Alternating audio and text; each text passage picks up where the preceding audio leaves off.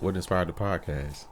People keep telling me that I need to make one, so I don't want to call it a podcast because who does that anymore? Yeah. You know what I'm saying? So everybody got a podcast. It's a talk show. It's a Chronicles. A chronicle. I'm chronicalizing. Yeah.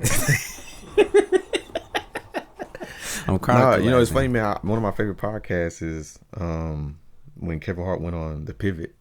Oh yeah, And it was like, you got a podcast? He was like, I don't have a podcast. It's a talk show. It's a talk show. See? You know?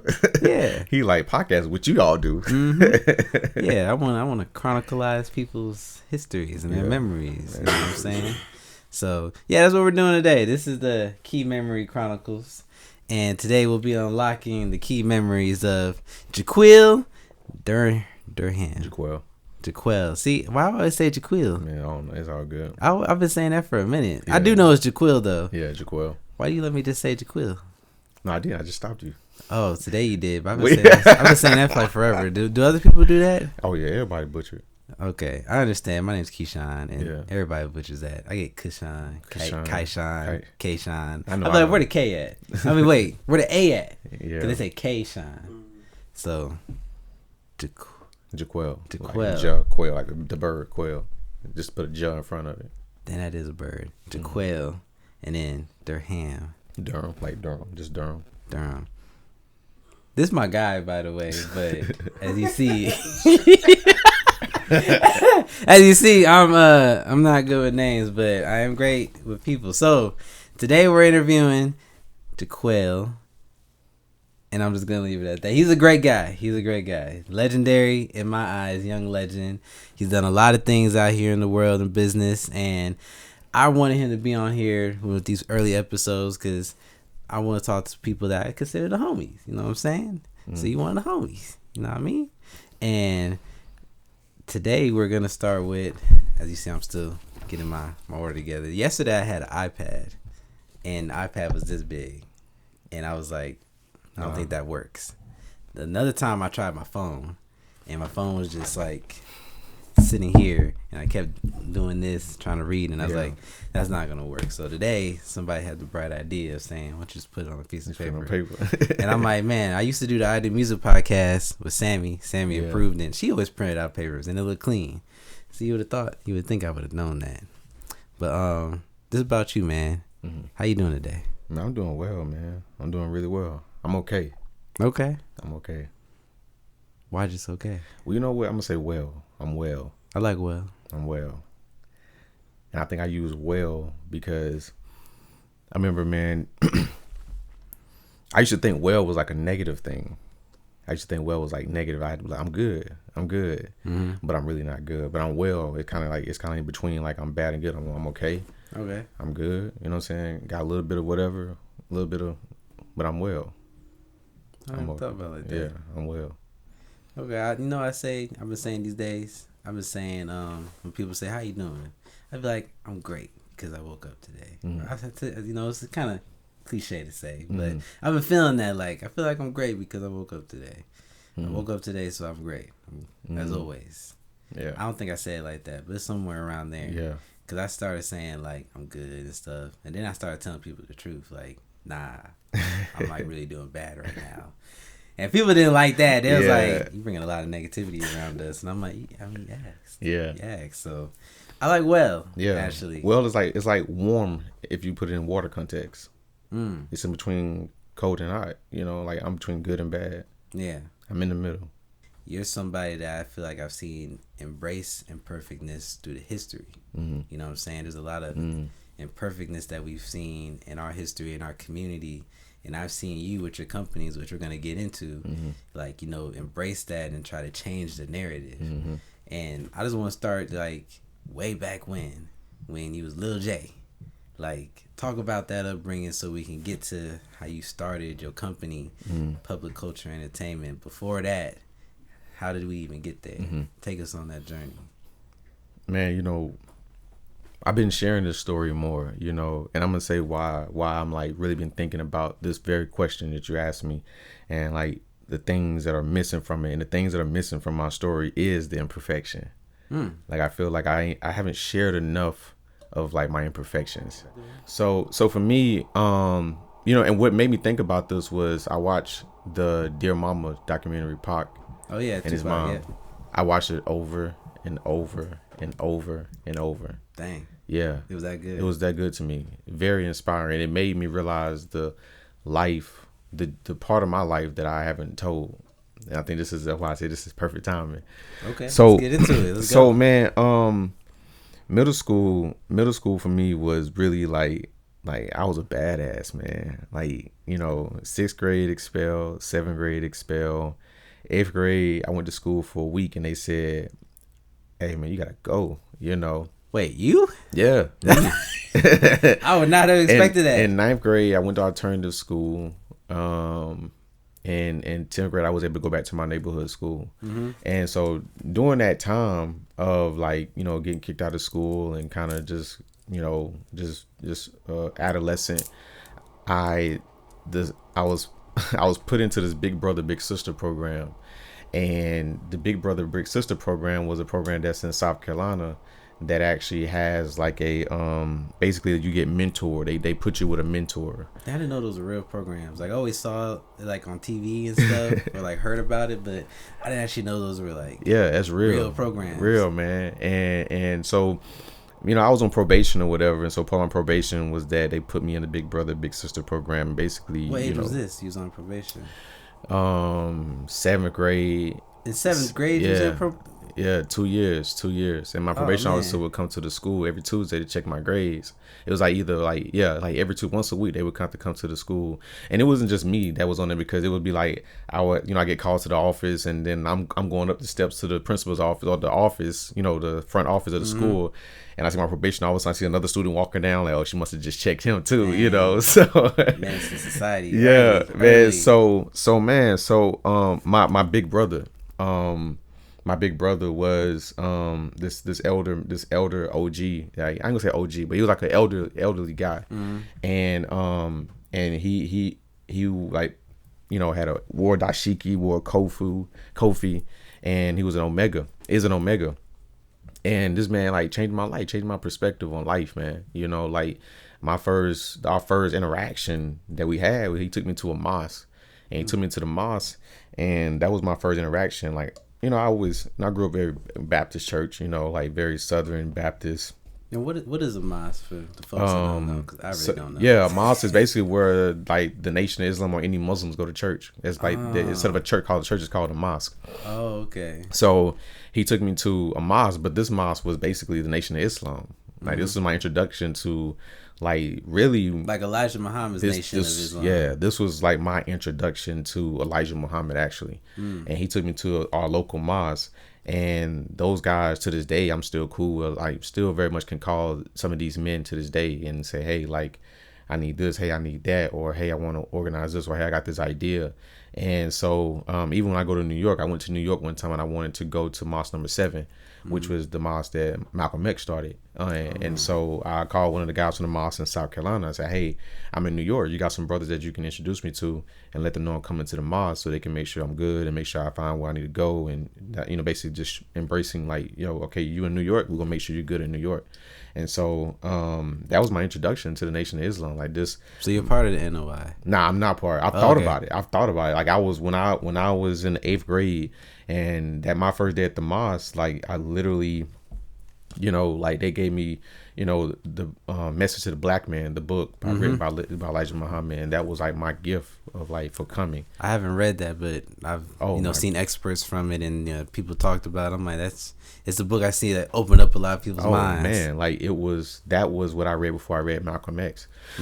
So Message to the Black Man really opened me up to a lot of like just going to the mosque, reading Message to the Black Man, and like continuously going to the mosque and being mentored by someone who really introduced me to a lot of these African spiritual ways of living, you know. And I think going back to Dear Mama, the Tupac documentary, like when I realized how embedded he was into that culture, like African principled communities, African centered communities, I realized like, man, like no one actually, you know, nobody really know that side of me. Nobody know that story of me, but it was like my imperfection, like going from like being, you know, expelled sixth grade, 7th grade, 8th grade, going to school for a week basically, and being told that you got to figure out, you know, you're going to go to the alternative school. So I went to alternative school doing 8th and 9th grade.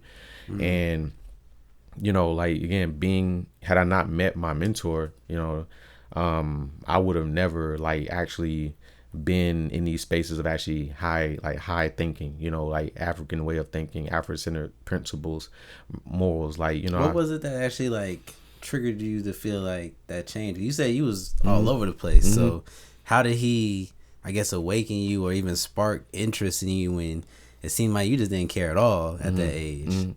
Yeah, man. Like, I mean, really just wanting better. You know, it was like my first exposure of seeing better. Like it was I've never seen black people or never seen structured in this way like this. You know, like going to the mosque and like women sitting on one side, men sitting on the other side, or like just the feeling safe and secure. You know, before you go in, you're getting patted down and making sure that you have no weapons when you come in, and just a certain level of structure. You know, a very structured way of living. You know, thinking about like actually having to critically think about what to eat, what not to eat. You know, damn, do I want to eat this? Do I not want to eat this? Right. And so I think it was just like the curiosity. And I remember it was really the day that we took a charter bus down to Alabama and went to see Minister Louis Farrakhan speak. And I think that like that was really what woke me up. Like I had never heard like in person, and it's at a youthful age, I've never heard no one like speak like that and like really wake me up to a new sense of consciousness. Wow. That's powerful. And that was like that was probably like maybe my senior year of high school, hearing Miss Louis Farrakhan speak. So what was making, if you want to speak about it, what was making you just, go get expelled, do this? Like, why were you kind of just like that at that age? Man, was it anger? Was it just you didn't? I think it was just the life, man. You know, my life. You know, I ain't gonna say it wasn't horrible, but at the same time, like it was just like I knew it was like it got to be better. Yeah. You know, it got to be something out there better than this. You know, because I was just really, really became a man really early on. You know, like my mom was figuring out life, my dad was incarcerated, so I'm living with my grandmother and just my brother and I, and so it was just like having my grandma. It was just life with a grandma. You know what I mean? And so it was just like wasn't the easiest. It was the best place for me and my brother and I at that time. It was the best place for us to be. Are you the older brother or younger brother? Yeah, I'm the oldest of 9. Oh, oldest of 9. Yeah, I'm the oldest of 9. Oh, real leader. Yeah, man. Yeah. Okay, that's something new. I did not know. Yeah, man. So the youngest is like 20, just turned 21. You know what I'm saying? And so and again, it ain't like all of us by the same kid. I mean, by the same parents. You know, we all got different parents. You know, like my dad have his kids and my mom has her kids. But the youngest of all my siblings on both sides, like, is my dad's daughter, and she's the youngest. Wow. Dang, that's powerful. Actually, this going back to like just the nation. There was someone in the nation after Malcolm X's. With me, like I got awoken by the Nation of Islam too in middle school, but it was because of Malcolm X. My teacher in it was a middle school I went to called New City Academy. It was a local charter school in Lansing, Michigan, where I'm from. And I forgot my teacher's name. He was an upstanding black man. He was cool. He played the Malcolm X movie, and we read his biography. Spike Lee. And when I saw that, I kid you not, I was like, I heard of him, and I'm in what that was 8th grade, so I was in 8th grade, so I heard of him, heard of Malcolm X, and I read a few things, but I was kind of like, when you talking about your story, I felt very familiar because I got expelled 6th grade. I went to every other I was going to elementary schools. Like I went to every other elementary school in my city. I come from a small city. I went to almost every middle school. The only place I didn't get kicked out of, like expelled, was high school because I really wanted to go to that school. Yeah. But up until then, I was bouncing around to the point where my mom was like, "Yo, you done ran out of schools. You can't get kicked out of this one, or else you got nowhere else to go." Damn. Like you ain't got nowhere else to go. Like where you gonna go after this? You gotta graduate middle school. Like stay here. Man. So when you said that, I resonated. I'm like, dang. Like I kind of feel that, man. Like, and just even the similarities of it wasn't necessarily I had a mentor that was part of the nation, but this brother, he was a teacher, one of the teachers at the school, and he had us read the biography of Malcolm X. I think it was the Alex Haley one, and then watch the Spike Lee movie. and that just it blew my mind. Like to this day, Wow. it's the most powerful movie I ever seen. Wow. You know, Denzel Washington's portrayal, and just even reading the book because I'm in 8th Mhm. grade, so as you know, Yeah. you Yeah. young, so it's like just hearing. Even though I wasn't hearing Malcolm X, he played a few real speeches too, Mhm. but it was the movies that's like seeing it to visualize and be like, dang. Man, That You- stuff is powerful. Like Yeah. it really does. It will wake a young black man up. yeah, no, it will, man. I think and it's you saying that, it make me, make me think to myself like my first visual awakening was Ali. Muhammad Ali. Yeah, Will Okay. Smith, when Will Smith played Ali. That was my first visual awakening. That Yeah. movie, I was like, wow. That's why those representation is important. Like I Yeah. can understand why a lot of kids love, Black Panther. Chadwick, because it's like seeing that representation of Black King on screen. We all Yeah. hear about it. Yeah. But he was the first, not the first one, because he had the Shaka Zulu Yeah. movies and other stuff. But just on a widespread audience, just seeing that representation of a powerful Black man living in his masculinity confidently and non-toxically, as they try to make Yeah. it seem so toxic now, but just like being him. Yeah, man. Like that's funny, man. Like that like I can imagine, like, even because I had watched bits and pieces of Malcolm X, Spike Lee when I was younger, bits and pieces of it, never watched it all the way through. But like Ali was like that was like we had on VHS, and so Wow. that was like pop that in. I can watch that whenever I want. See, I didn't see that till later. Oh wow. Yeah, Like, the Malcolm X was my first Spike Lee movie. wow. That like I actually remember seeing. I've probably seen other bits and pieces of another one, but I say that's my first Spike Lee movie that like I recognized. It was either that or School Days. At that age, I can be like, that was a Spike Lee movie I seen. You like Spike Lee? Like Spike Lee? Man, if I met Spike Lee, that's like meeting freaking whoever you want to say is the highest. Yeah. Like I don't care. James Cameron, he's cool. Steven Spielberg, cool. Man, forget about them guys. I want to meet Spike. Did you like Bamboozled? Bamboozled. That was his. Oh, that was like when he had the Yeah. the black. I haven't seen that. Yeah. Oh, that's a good one too. I haven't seen that one. It's- I haven't seen all his movies yet. Yeah. Like I actually went through and I like Mo Better Blues. A lot of people Really? that don't talk about that one. Nah. You haven't seen that? Nah, With I ain't saw that Denzel? Ooh, Mo Better Blues. That had me shook. No, I haven't saw it, but I can picture the cover though. Yeah. I know what you're talking about. That was I a know what you're beautiful talking about. movie. That was a beautiful movie. Like, yeah, Man. Spike is my favorite director. Like, not even just the director, just like as a black man Yeah. that like I'm gonna push through. His way of shooting is interesting. Yeah, He has a very interesting way of shooting. and Hollywood tried to steal his style. Yeah. Yeah, It's Now, very I'm glad it's interesting. trademarked now. It's very People distinct. know. It's very Yeah. distinct, man. Like you can tell when you're watching a Spike Lee movie. You Yeah. can very tell, like the way what he do with cameras, and also what he do with editing is very distinct. Very distinct. You know what I noticed now I'm a little bit older watching movies is like when you watch them as a kid you get a perspective, and I realize when you watch them older you get a perspective. And watching Spike Lee movies, like thinking about it as a kid to now, I'm like, man, I really see like why he was so important and why he needs to be celebrated, because ain't nobody put movies out like that. Nah. Like Crooklyn. You remember that? Still very interesting, man. Still another one. Like it's very Spike Lee. It's Yeah. very like even when you watch what he did. Not only what did he do with oh man, what was the one where like my man got choked out? Do the Right Thing. Do the Right Thing. Bro, I just watched that again, Right like Thing. probably Yeah. like 2 months ago. Like recently, I rewatched it because I watched it as a kid. Watching it now, I'm like, yo, I forgot even about this. Yeah. Like this scene and why this happened. Like as a kid, I remember, what's his name? Boombox, Yeah. Raheem, Radio Yeah, Raheem. Radio Raheem. Yeah, like I remember him being a cool character. Yeah. But I forgot that he got choked out at the end by the Yeah. cops. I'm like, yo, he did the freaking Eric Garner Yeah, like man. way back then. Yeah, man. It's crazy, man. I It's teared up crazy. watching it. I was like, Yeah. yo. It's crazy, man. Even the line, even his choice of lines and like how he cut them, like how he cut, like I don't know, just his directing, man. It's like I'm not gonna say that I'm like a big fan of it. I like it because it's different and it's distinct, and I think that's what I like about it. It's Yeah. just it's Spike Lee. Have you seen Black Klansman? I did see Black Klansman. You I didn't did like see it? I thought it was the best modern Spike Lee movie in a minute.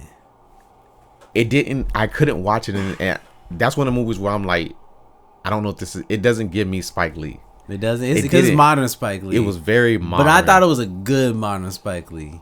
It wasn't a bad modern Spike like Lee. It gave me like very like okay, it's reminiscent of the '90s, and you know, John Washington. You know, he's a great actor. You know, he really is his dad, but he's his own style. But give it a rewatch, man. It was interesting. The ending, I feel like he didn't land the ending. But I feel like, you know, the beginning and middle was really good. I feel like the ending, I feel like I didn't understand how it got to the end. Yeah. The ending was kind of weird, but I like it. It wasn't a bad movie. It just didn't give me your, like, traditional Spike Lee joint. Yeah. Like, this ain't, you know what I'm saying? Like, you can tell it was a little bit of it wasn't just Spike Lee that had the hand in this movie. You know why I also like Spike Lee? Because he really supported the community. Like, there's a lot of black creators and filmmakers that, you know, Spike Lee's, you know, what is it? 3 Acres and a Mule Productions, like that. If you're gonna watch some films, his production company is a part of it. Like they produced it, or like, you know, he supported it in some way, whether it's funding, whether it was connections. Like Spike Lee was really out here supporting our people and letting them get to shine. You know, not saying like he didn't put or like, you know, some people like Steven Spielberg or someone, they might produce something and then put their name all over it. You know what I'm saying? And then they didn't write nothing, they didn't direct nothing, but because they're a production company or something, so their name's all over it. Spike Lee had his hands in a lot of black films, and you only see his name at the end credits, 3 Acres and a Mule. Yeah. And you wouldn't even know he's a part of it. Like, he let people get their shine. Man, I could have met Spike Lee one time. Really? In Chicago. I went to Chicago for a conference, and you saying this made me, while you was talking, made me think about it.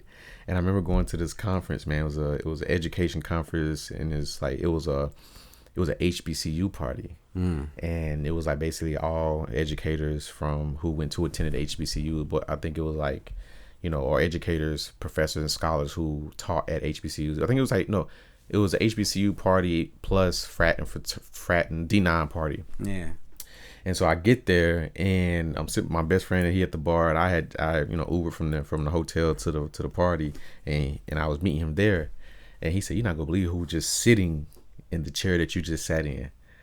I said, "Who?" He said, "Spike Lee." I said, "Spike." He said, "Jay, did you not see Spike Lee when you walked in?" Oh, you didn't recognize him leaving? I didn't even see him, bro. Like, and literally, he was like, "Jay, you not gonna believe who was just sitting where you were just sitting at." And he said, "That's a freaking movie moment." Like at the end of the movie, he just cameo, walk right by you. Excuse me, man. Yeah. You know who did a good, man? Speaking of cameo, man. Speaking of another good director, man. You know who did a good cameo? Who? Snowfall. Oh, Snowfall. John Singleton. Yeah, Snowfall did a great cameo tribute to John Singleton in the last episode. I haven't even seen the final season. Don't spoil me. Okay, yeah. You watched that shit, man. You watched it. Like, they did a Do you think, I even though I haven't seen it, I've seen the controversy. Do you think it would have ended that way if John Singleton was still alive directing it? Do you think that was his final vision? Was to remake or to do the cameo? No, to end Snowfall. They did. Like, with no spoilers, but do you think if John Singleton was still alive, do you think that was his original ending, or did they change it to something else because he's not here? Like, do you think that was his vision? Man, for the Saint. I'm trying to think of other films where you know, because John Singleton's another very, very very the important. Culture, you know what I'm saying? In the culture, in tune with the culture. You can tell by his music choices in his movies. Yeah. Or his music choices in soundtracks he's done. Like, you can tell he's very much one of us. He's a black all-star. Yeah. Man, I feel like yeah. Because at the end of the day, man, like, I don't want to tell it, but at the end of the day, how it turned out wasn't good. Like, either way it go. And I think it turned out to still be controversial. Like, you know, it was like, and it's funny because my class I'm teaching at Clemson next year, I'm actually using Snowfall as like the foundation of our course to teach like certain episodes. And so, like, it's so many topics from the last 2 episodes that are so controversial in society in America. And so it kind of makes me realize, like, wow, like, you know, I think it's actually stronger. Like, I feel like it's stronger, and I think it would have been different had John Singleton stayed alive to be able to see it. But I think in terms of like what it truly means to be a black man in America, I think it brought out those topics. You know, I like bad endings sometimes mm-hmm. because I feel like they, like life. You know, as they say, no one wins life. Mm-hmm. You know what I'm saying? That doesn't have to be a bad ending, but there's a lot of bad things that happen in life. Like I think having some bad endings in shows or TV, just in the stuff for us to see. Mm-hmm. You know, like going back to Malcolm X, that was a bad ending to that mm-hmm. movie, but it's like that was real life. Mm-hmm. And I think it's good when directors aren't afraid to go into that direction mm-hmm. to show people like not every story ends well. Yeah, it was bad and good actually. In my opinion, it was a bad. Okay, I haven't good seen ending. it yet, so I've seen like pictures. So I've been spoiled slightly, but yeah, I don't want to go back into it. It was a good and bad ending. I think overall bad ending, but good message. When you break it down, it was a good and bad ending. Yeah. Like when you break down characters, good and bad. You know, like overall, everybody lost. Yeah, but there's some light that you can see through to them losses. You know what I think should have had a bad ending? What? Creed 3. Yes. I think Creed 3. Yes. Jonathan Majors should have knocked the F out of Michael B. Jordan. Why was I? Why did I? I felt like that's the original ending, and they was too scared because you know it's his first, and that's my guy. You know, I can't talk back about him. So I love the movie. It was amazing. I went to see it twice I went to see it like 3 times in IMAX. So I'm a super fan. But I just feel like that could have easily led to, you know, Creed 4 with the rematch, just like with, you know, Rocky and Apollo. Mm-hmm. You know, Rocky 2 was about the rematch of the century. Yeah. I didn't like the Creed 1 either. You didn't like Creed 1? No, I didn't like Creed. I didn't like how Creed 1. I didn't like that Creed 1 also. Like I didn't like that. I didn't like that. Like I like the fight itself, like you know the anime and stuff. I'm an anime fan. You like that? I love how they went into that other world. That was from Naruto, man. That was from the Kakashi and Obito fight. I didn't like it. I don't know, you're not in that. I ain't in anime, but I felt like I was watching it in the theaters. I'm like, damn, am I watching pay-per-view at the crib or am I like really watching a movie? I didn't like it, man. You didn't like it? Nah, it was too real. Stylistic? Yeah, too stylistic, man. I'm like, yo, I feel like I'm really watching an HBO match right now. Yeah. You know what I'm saying? I felt it was so dramatic, like, you know, they in the baseball stadium, and it's like he won, and it felt too easy almost, like. And then I think I've seen a lot of other people say this, like, you know, they should have had Jonathan Majors' character fight more people, like how you saw Drago fight people, Clubber Lang, you know, Mr. T's character, he fought more people. We only saw that one fight with the Mexican in the beginning, and they was practicing. Yeah. Oh yeah, he did. Oh yeah, that was a real fight. Yeah. So it's like I feel like he should have won and like really took everything away like he said he was. Yeah. And like Creed being disgraced, and that easily goes into part 4. Where it's like you can end the series at that. That would have been a great finale. I feel like. You know what I wish too. I wish that we had saw I wish that we would have saw the build up to this. Yeah. You know what I'm saying? I wish we would have saw I wish I'd have known Jonathan Majors' character name. I mean, I'm so mad I can't remember. Yeah, I'm mad I can't remember either. Look it up, James. But I wish that we had saw him from Creed 1 in some capacity. Yeah. You know what I'm saying? Or in Creed 2, we would have saw the build up to this match coming, because it kind of felt like a new movie. Yeah. It could have stood alone. It could have just been a Creed by itself.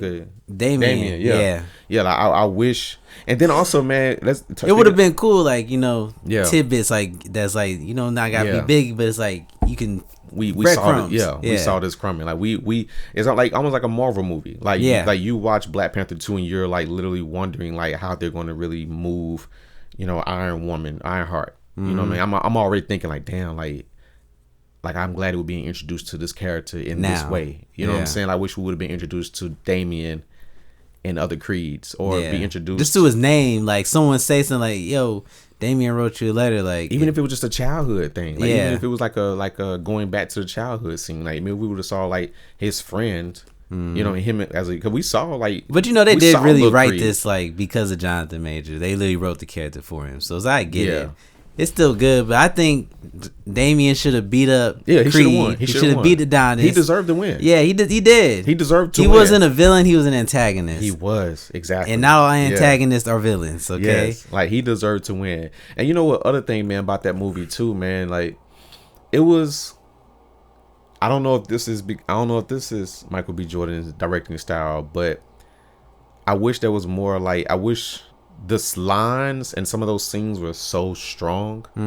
Like even like Damien, I don't know whether I was the one that thought this, but I thought that he was going to try to talk to his woman at one point. I did too. I really like it. Felt like it's kind of weird. Yeah, it felt weird. You felt chemistry between them. It was strong, bro. Like, and so for me, those scenes where they were strong was short. Like I didn't get to feel like it's like I saw him looking at his woman, but I didn't get to feel him looking at her. Yeah, you felt the awkwardness between them all. So it's like I wish they would have expounded on that more. So it's like because it would give more reasons onto why Adonis is so mad. But I wish he would have lost too, because part 4, the return of Adonis Creed versus Damien could have brought Rocky back in. Yeah. Easily, like Damien beat Adonis. Adonis Creed is out. He lost everything. He sucks now. Sponsors is gone. Money's going down. Mom there's so much going on.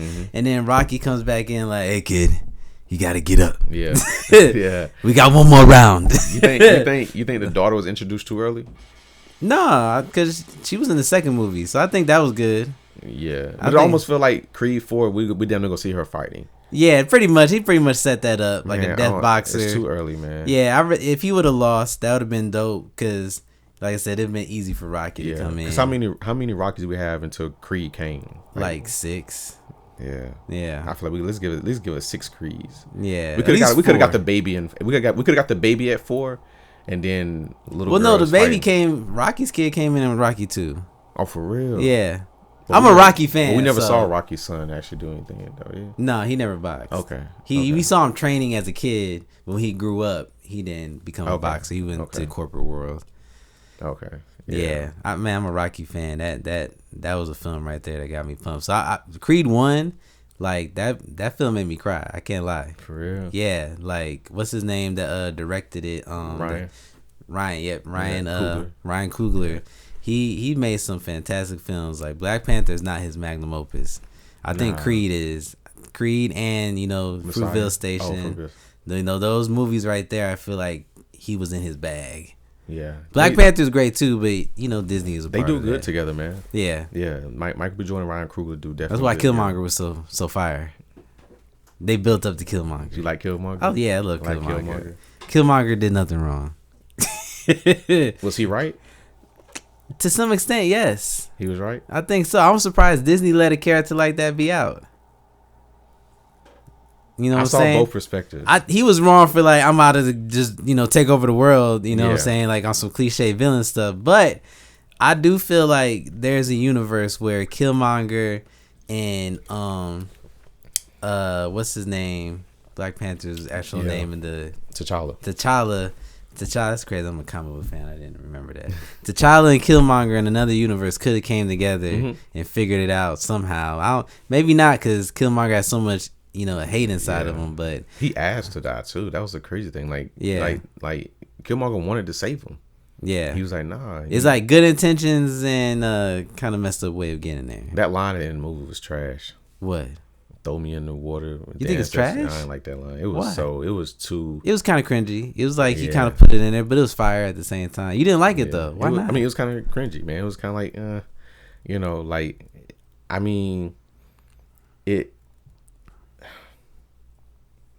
I feel like we could have got a stronger line, like something stronger a little bit. True, a line like that's never been said on a Disney-made, publicly worldwide movie though. Like, I feel like we heard those type of lines in Roots, you know what I'm saying? But for him to say something like that on a film that major, that widespread, like I felt like, that was good for that. Yeah. Because look how, to this day, everybody keeps repeating that. Like, that's become the new, slogan almost. Like, we're not going to stand, like, Killmonger made black people feel like, we're not going to stand on this no more. Like, we rather go into the ocean, and we can't go into the ocean now, so we about to fight.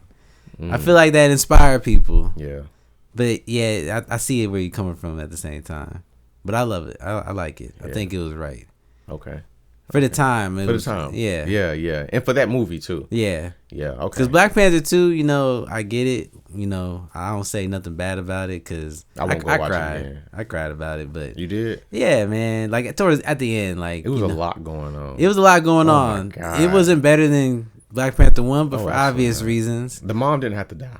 She did not. For some reason, I don't know why. I love Ryan Coogler's movies, but I don't know why he keeps having the moms die. And that's not even just him. A lot of black films recently I've been seeing like moms keep dying. Creed 3, his mom died. Yeah, she did that. Yeah, Black Panther 2, the mom dies. He's worked with some powerful black women when you think about and it. he kills them. With Felicia Rashad. Felicia Rashad killed. Angela Bassett drowned. Like they die pretty horrifically. Like Yeah. it's so sad. Like they don't have to die to have an emotional impact on your character for them to Yeah. be driven to change. She didn't have to die. She Yeah. didn't have to die. I didn't. It was just. She could have been put in a coma, you know what I'm saying? Yeah. She could have talked to her from the spirit world from the coma and Coulda just thought been she died. halfway. Yeah. Like Yeah, it was a lot. it man. felt forced. It felt very, Very forced. It felt very Disney. Like they probably didn't want to pay Angela Bassett no more.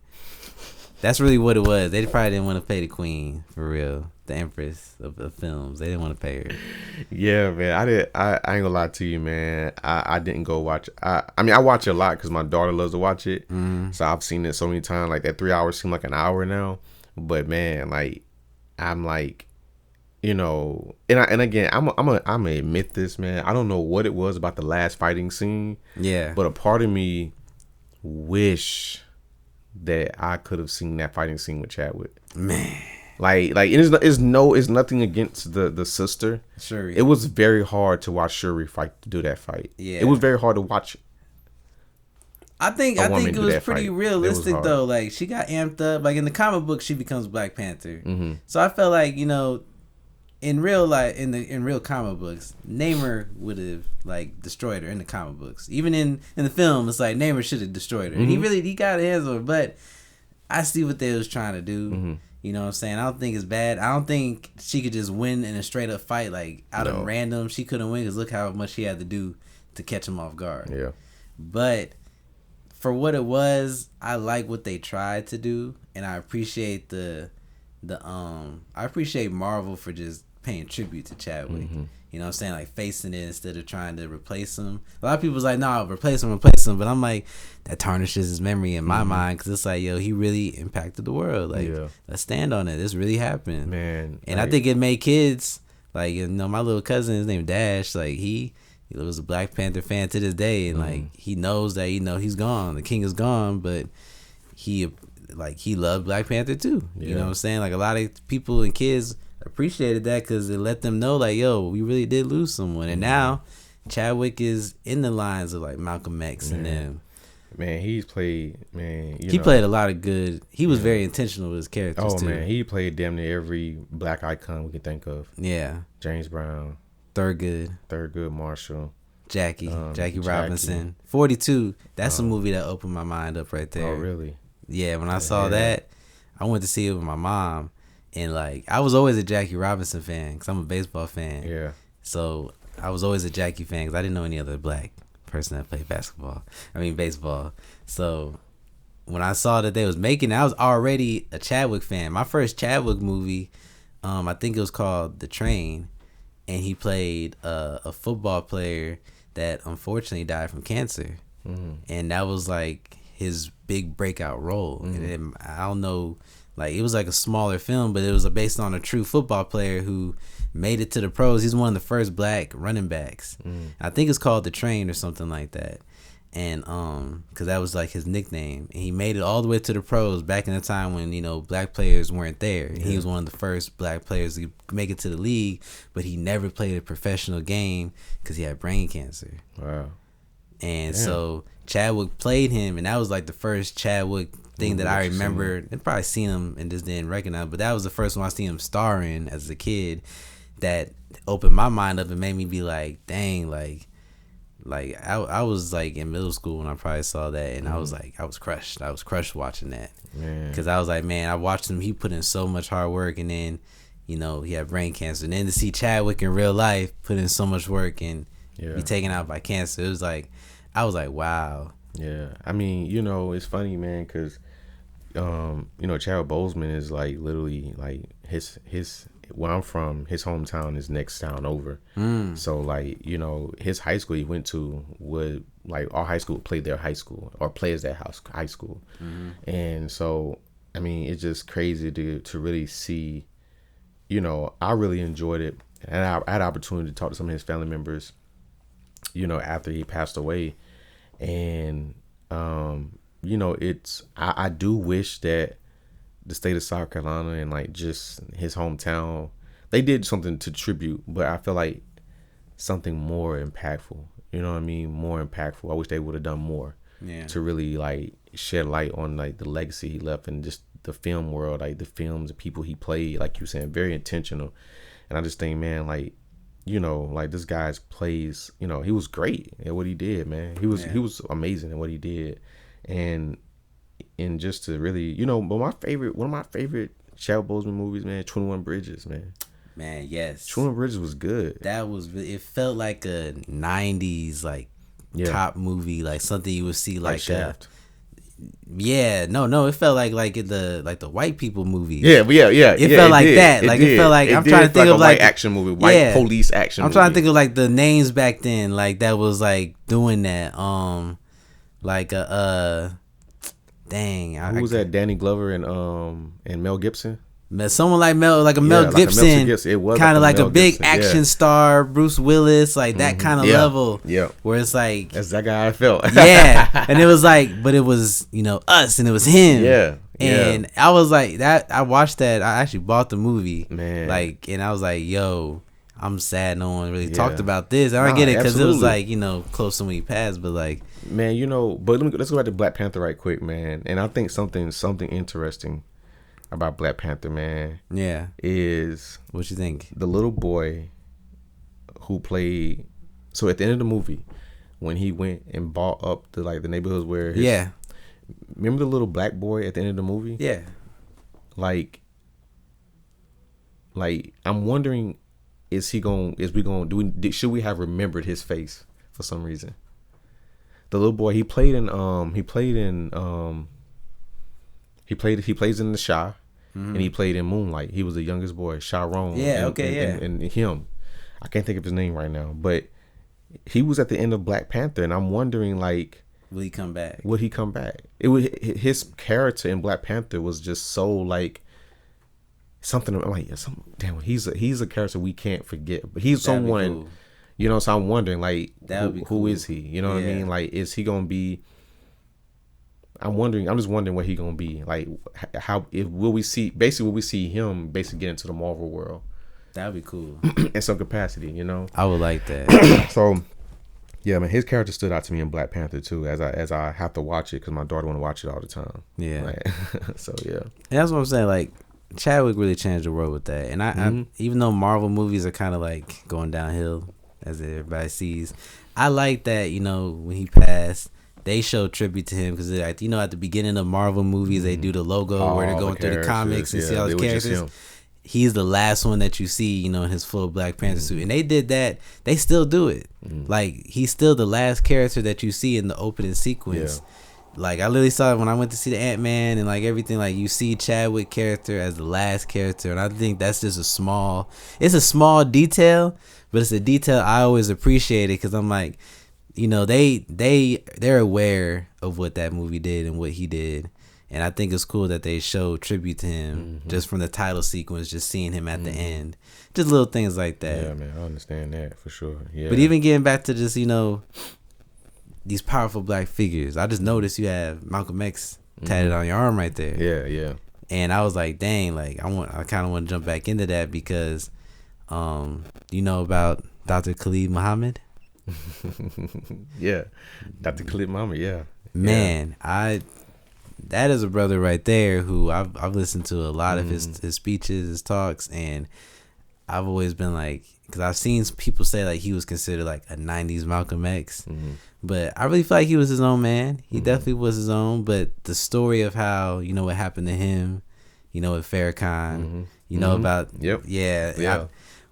what is your thoughts on that, man, about Dr. Khalid Muhammad, and do you think he was a great successor to Malcolm X? Yeah, I think so, man. I think so. Excuse me. I do think Dr. Khalid Muhammad was a great successor after Malcolm X, and I think that, like you mentioned, you asked me earlier, am I a part of the Nation of Islam? And no, and it's because of those things. Excuse me.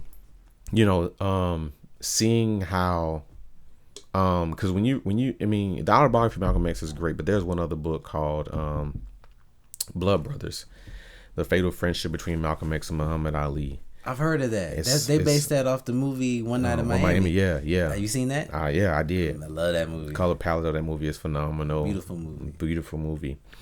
But yes, the One Night in Miami is based off Blood Brothers, and I think I really highly suggest everybody read Blood Brothers.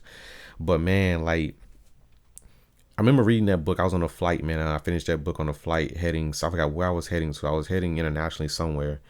And to literally read a line in that book, man, made me tear up, man. Like, I really probably dropped one tear, man, reading that book, because, excuse me, you really feel the hurt that Malcolm felt. He was so hurt by how the nation did him. Yeah, like really hurt.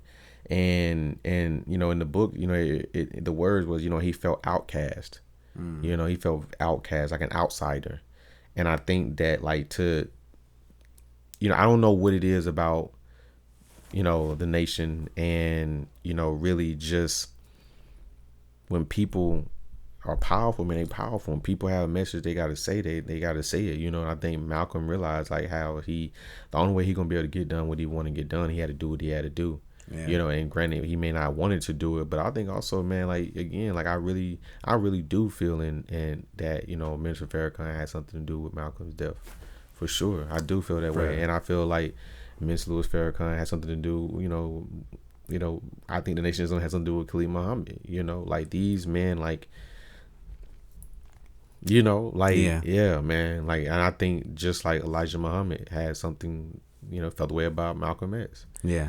You know, like, and I think that I agree. Yeah, I 100% agree, bro. Yeah, man, and that's why I never joined the Nation, man. I never joined the Nation, but I have totally respect for the Nation because of, you know, like James Baldwin said, man, he was a huge person who was critical of religion in general, and I think that, you know, and James Baldwin said, you know, like, as much as Christianity, black people, you know, wave around Christianity, they, you know, you've never seen Christianity do what the Nation of Islam has done to save and protect black people. Never. Like, you've never seen Nation of Islam do something so powerful to save and protect black people and get black men off the street, put black men in position and make black men think the way they think, organize black men the way they think. You never seen Christianity do that? This is what James Baldwin was saying, and I think it was, I think it was the Fire Next Time. It was either Fire Next Time or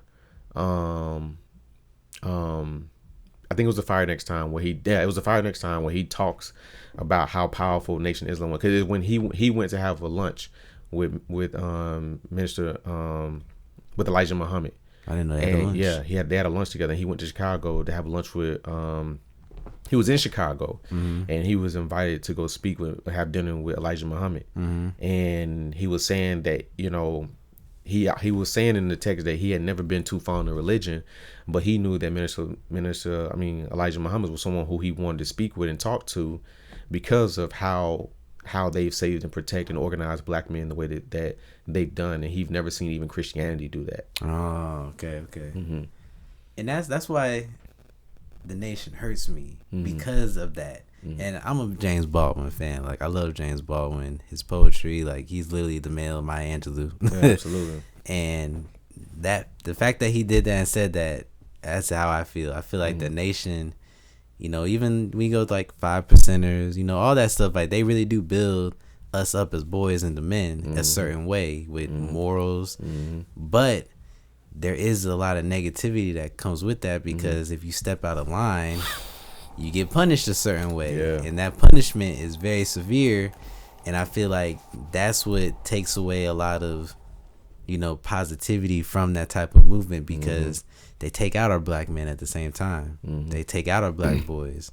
You know what I'm saying? Because what did Dr. Khalid Muhammad do that was so wrong? What did Malcolm X do that was so wrong? No. And you know why Malcolm X, I know you know. I'm going to say it on here, because Elijah Muhammad was sleeping with a lot of underage women and having kids with them. And Malcolm X found out. And he spoke out about it. And he stood on the principle, like, I feel like not even just a Muslim, just a morally adjusted human being would be like, yo, this is not okay. Yeah. And I don't know if Farrakhan was doing that, and that's why Khalid Muhammad, spoke out. But I do know that he was saying things that, Louis Farrakhan was feeling like shouldn't be said, and I just feel like the way he distanced himself, and they tore Khalid Muhammad down to his dying day, and he didn't deserve that. Yeah, man. Nah, man. And you know what I call that? What powerful men do, like, because we talked about it last time. Dr. Malachi York, and his movement in New York that stemmed from the Nation and the 5%ers and just that whole kind of Muslim thing, the Wahabians. Like, he was somebody that sparked a lot of men's mind, including what's his name, Prodigy from Mobb Deep. He's Prodigy from Mobb Deep said the first time he saw the word Illuminati is in Dr. Malachi York's book, and that's when you get the famous line, one of the coldest hip hop lines ever. The Illuminati want my mind, soul, and my body. Yeah. And he got that because he read, Dr. Malachi York's stuff. And that opened the floodgates in hip hop to be like, yo, what is that? So it's like, it's men that do spark our minds. Elijah Muhammad in his books, even Louis Farrakhan. Like, I was inspired by the Million Man March and all that type of stuff to see that, organized and stuff. Like, I thought Farrakhan was great until I was like, I started digging deep. Yeah, man. And I feel like men can inspire other men and black boys because they have certain knowledge, but it's the King Solomon's disease. And I wonder if, like, Nas, if that's part of the King's disease, like why he got that. But I say it's the King Solomon disease because King Solomon, as if nobody knows or some people don't know, he prayed to God and said, can you give me wisdom? I want to be wise. And God gave him the wisdom. And I don't know the full story because I'm not like super into the Bible, but this is one of my favorite stories from there, I guess, or tales or scriptures. King Solomon's downfall was women. And if you know more, chime in because I don't know it too deep, but I do know like his downfall was that he got jealous and sent like a man to the front lines or something like that. Or I think I'm mixing up with another story, but I know he slept with a lot of women and. God was angry at him or something like that. He became his own worst enemy because he stopped using his wisdom. And even though King Solomon had wisdom, he was wise. He wrote so many things, a lot of the Bible, you know what I'm saying? And he empowered a lot of people. His downfall was lust. Yeah. And I feel like Elijah Muhammad and Louis Farrakhan, maybe lust of power. It doesn't have to be women, but just some type of lust or some type of greed and just power. The whole power absolutely corrupts thing. I hate to see how there's supposedly great men that have great knowledge that, their downfall is some type of, I guess, disease. Imperfections, sin, disease, and that normally gets other black men killed. Yeah.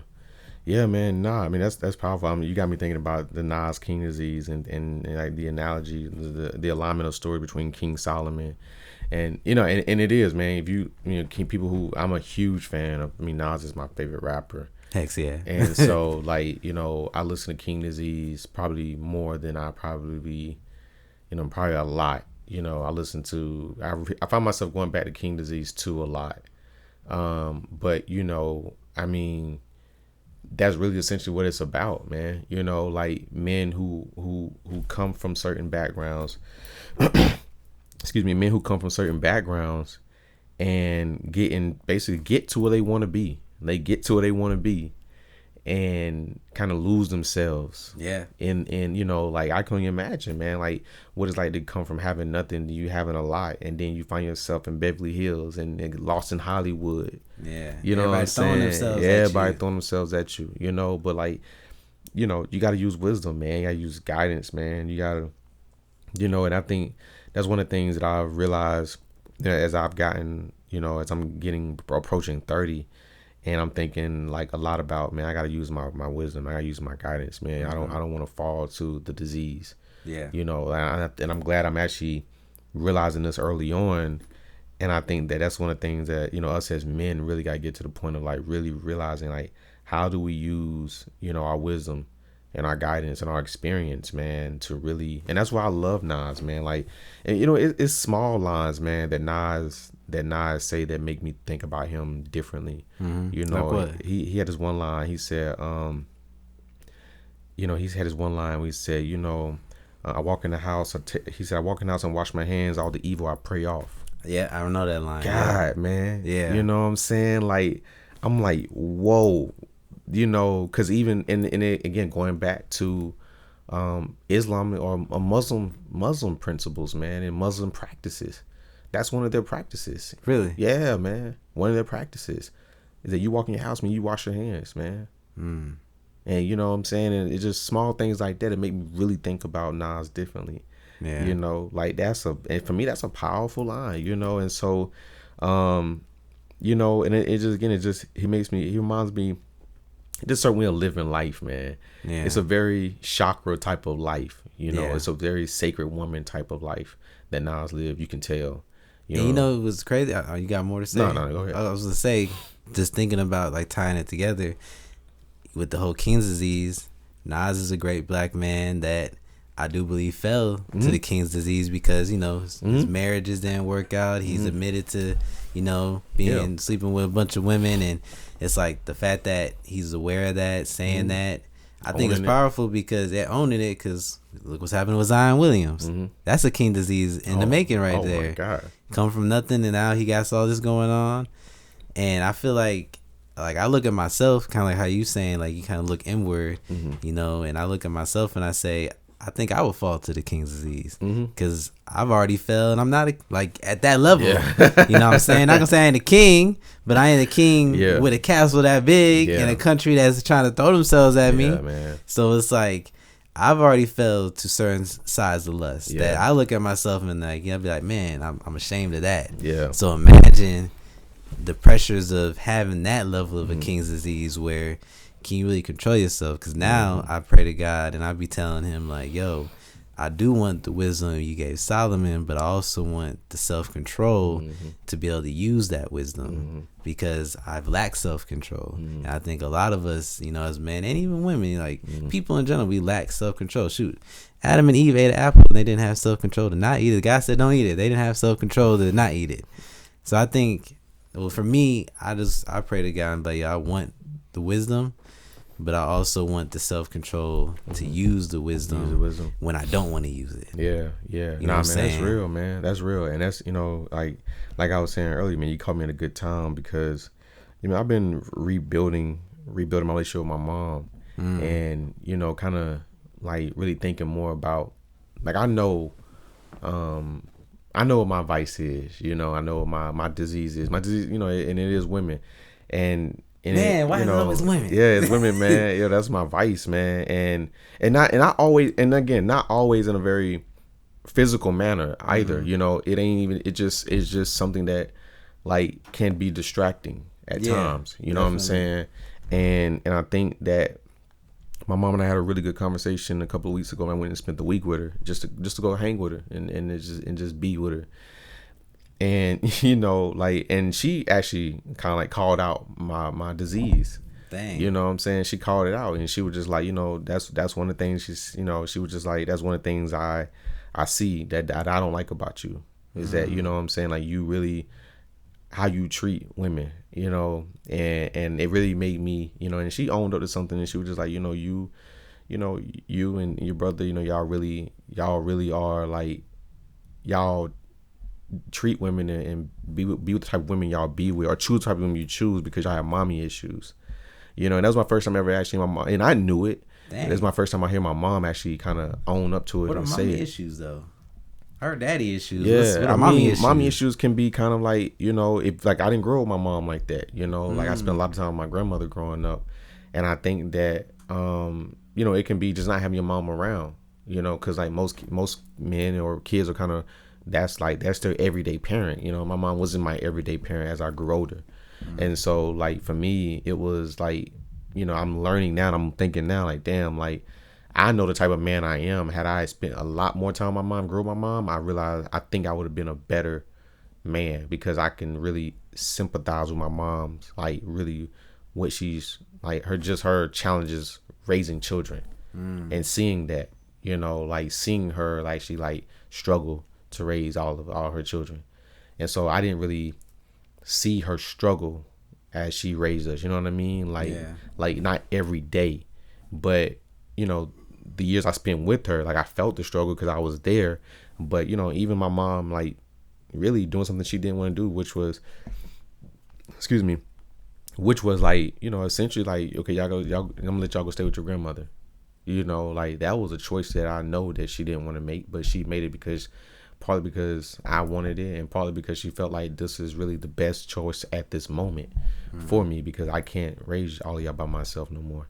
So I think, again, like kind of growing from that, and then kind of like, okay, like the disease of women, you know what I'm saying? Like, and, it's just one of the things that she pointed out to me, and I'm like being more conscious about it now, like being super hyper conscious about like my interaction with women, how I treat a woman.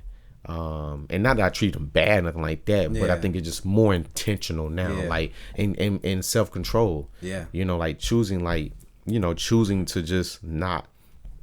The best analogy I've heard it said is that you can't stop to pet every cat that purrs. Wow. You know what I'm saying? Say like it again.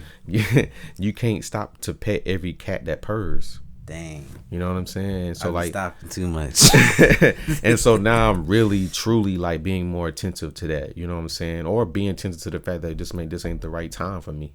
Because I'm like focused on like what I'm trying to build, trying to become a king. And and of course women are supportive and women are helpful, but I think being more intentional about the space that I'm in, like if I really truly can't give a woman the attention that she may need, or that I feel like I want to give her, then I'm not going to try to force that. You know what I'm saying? I'm going to be honest and upfront about it. Just saying I'm not in the space, you know what I'm saying, to do that right now. So I think that,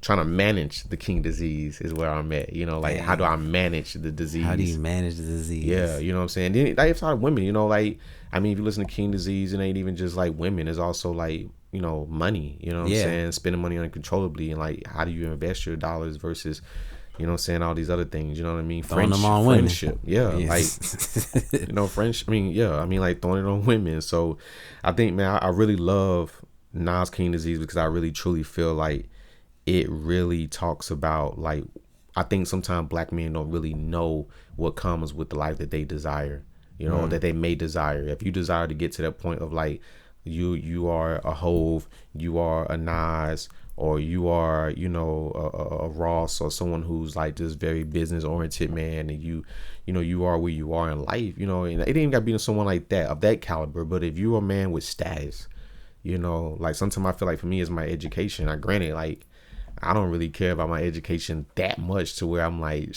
you know what I'm saying? Like I want to do something with it. You know what I mean? I'm trying to utilize my education now. That is a powerful thing to have. Heck yeah. You know what I'm saying? But I think that, like how do I use it for the betterment? You know what I mean? Like there's sometimes walking in certain spaces or walking into certain rooms or being in certain circles where like I gotta manage my education level.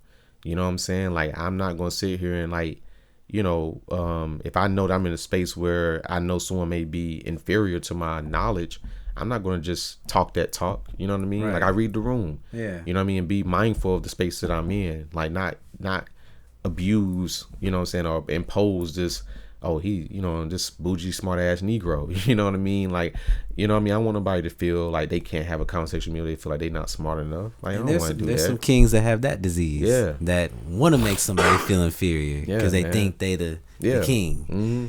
Yeah. Nah, I be trying to be super mindful of that shit. You know what I'm saying? Because I don't like how that make, I don't want nobody to feel that way. Yeah. You know what I'm saying? But I mean, aside from that, bro, we think about the Killer Mike album. I haven't even heard it yet. God. I haven't even heard it yet.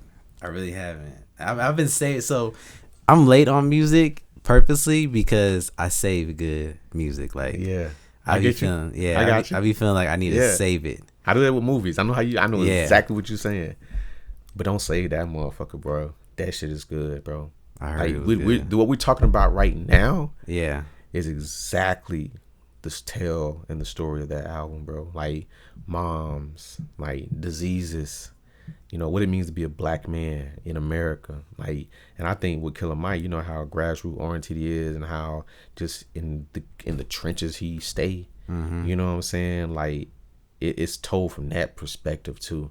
Mm. It's a great quality, It's a very great grassroots oriented album. It's a very great grassroots album. I know it's great because I love Killer Yeah. Mike's music, Yeah. so I know Yeah. it's great. I don't listen to Rats. I mean, I think about it all the time, man, what I would have done. I ain't gonna lie to you, man. I think about that shit. Like, I ain't gonna lie to you, man. Yeah. You know, but it also depends on, like, I think black people use snitching, man, but never really have a true don't know the true definition of a snitch. You know what I'm saying? Like, a snitch is someone who literally, like, if you and I committed a crime together and I was with you at that time that crime was committed, and I told that you did it, that's a snitch. But if I saw you do the crime and you know what I'm saying, if you like, if I'm walking into a convenience store and I saw you run in with a gun to goddamn rob the motherfucker, like, and I say that this is what I saw, that's not a snitch. Yeah. Like, I wasn't with you when I didn't have snitching really is like, you know, gang members snitching on gang members. Like, if y'all in the same crew. if y'all doing the same shit. Yeah. Literally, you really are. Which is why I guess why they say Gun is a snitch, because he's in YSL. I mean, he is. Yeah. So it's like, you think he knew all that shit was going on? Man, I'm just no, playing. dang, was this in there the whole time? Yeah, that nigga knew what was going on. This is it. Man. Oh, okay. It's fine. Want to get out the way? Nah, you can keep it there. Oh, okay. I like stuff like this. Like, I like stuff being natural. Okay. Yeah. I do want to get back on So the managing. Do we need to go back to where I'm from and all that shit like that? I feel like, I don't know if we mentioned. I don't know if you want to leave it as organic. It's up to you. I mean, we're gonna have to do a part 2 anyways. Oh, okay. All right. But I do want to go back on the managing the king disease, because that's something I never heard. Mm-hmm. You know what I'm saying? When you said that, it just sparked a whole bunch of things in my head, because I was like, dang, you know, and this is going to be so random, but I think an example of, you know, a king's disease, like we see a lot of king's diseases, like, you know, what's the Wesley Snipes, New Jack City? That's the king's disease. But I think an underrated one that's more real life, like, you know, for everyday black men, is loving basketball. And stay with me now. Okay. Okay. Because you was like, okay. Zeke McCall, you know, Quincy McCall's father in Love. You seen Loving Basketball, right? Spike Lee produced that. 3 Acres in the Middle, but, you know, nobody really knows that. He was, you know, was a famous basketball player, and, you know, cheated on his mom, had another kid. That was a form of king's disease. And I think it was cool to show that, because I don't think that was really shown a lot in a negative way. It was kind of like, you know, we do what we do. But I like how they did it in that movie, because it showed the effect of the children, like, you know, sins of a father type of thing, where that affected, you know, what's his name? Omar Epps' character. Q. Q. Quincy, I just said that. And I like that, because I think that's showing, you know, how a lot of black men have dad issues. You know what I'm saying? Like how you said mom issues. I like that. And we, you know, we say a lot of black women have daddy issues, but most black men have dad issues. And it's just different than when women have issues with their fathers, or absent or lack of, or even if they're in their life. You know what I'm saying? And I mean, I think, you know, like, you saying it actually make me think about it. Then it was a very subtle thing in that very movie. subtle. It was underrated. Yeah, it was underrated, man. And I like you said, I'm not mad at that. Like, I do like how that is in there, and it's one of the things where, like, one of the movies where, like, you can, like, pick a topic from that film and, like, talk about it. And you know, and thinking about it, man, I feel like, you know, that's why, like, I've been in and out of therapy, man, since like maybe 2016. You think it's been working? Like, you feel positive about it? Now or? I do. Yeah, now I do. Like, I've been. You said 2016? Yeah, since like 2016, I've been going in and out of therapy. Like, meaning, like, you know, I've been shopping around trying to find the best one for myself. And sometimes I took some time off because I just felt like I felt discouraged in finding the right person. But, you know, like, I've been with the same person that I've been with, like, going on a year, just as long as I've been with a therapist. And I really think she giving me that work, man. She really giving me that work. You know, she's a white woman who is just phenomenal. And I think that, you know, I learned that the more I go, it's less about me and more about my children. You know, like, it becomes less about me and more about my children. And I feel like if I can do things to manage my diseases, you know, and learn where my diseases come from so that they doesn't continue to fester up, then I can learn to manage them and show my children a better way. you know, breaking the cycle. You know what I mean? So like, if I can be cognitive of a lot of my actions, then I can, you know, as Dave Chappelle put it, become the best reference book for my children. You know, like that's essentially what I want to be, is a reference book for them. And so if I can get a hold of my diseases early on, then I can really teach them and show them like how to, you know, manage their own diseases, you know, or keep them away from certain diseases. You know what I mean? And so I think that, to your point about, you know, loving basketball, you know, like I feel like, you know, as you were saying, like that was a disease that nobody talked about.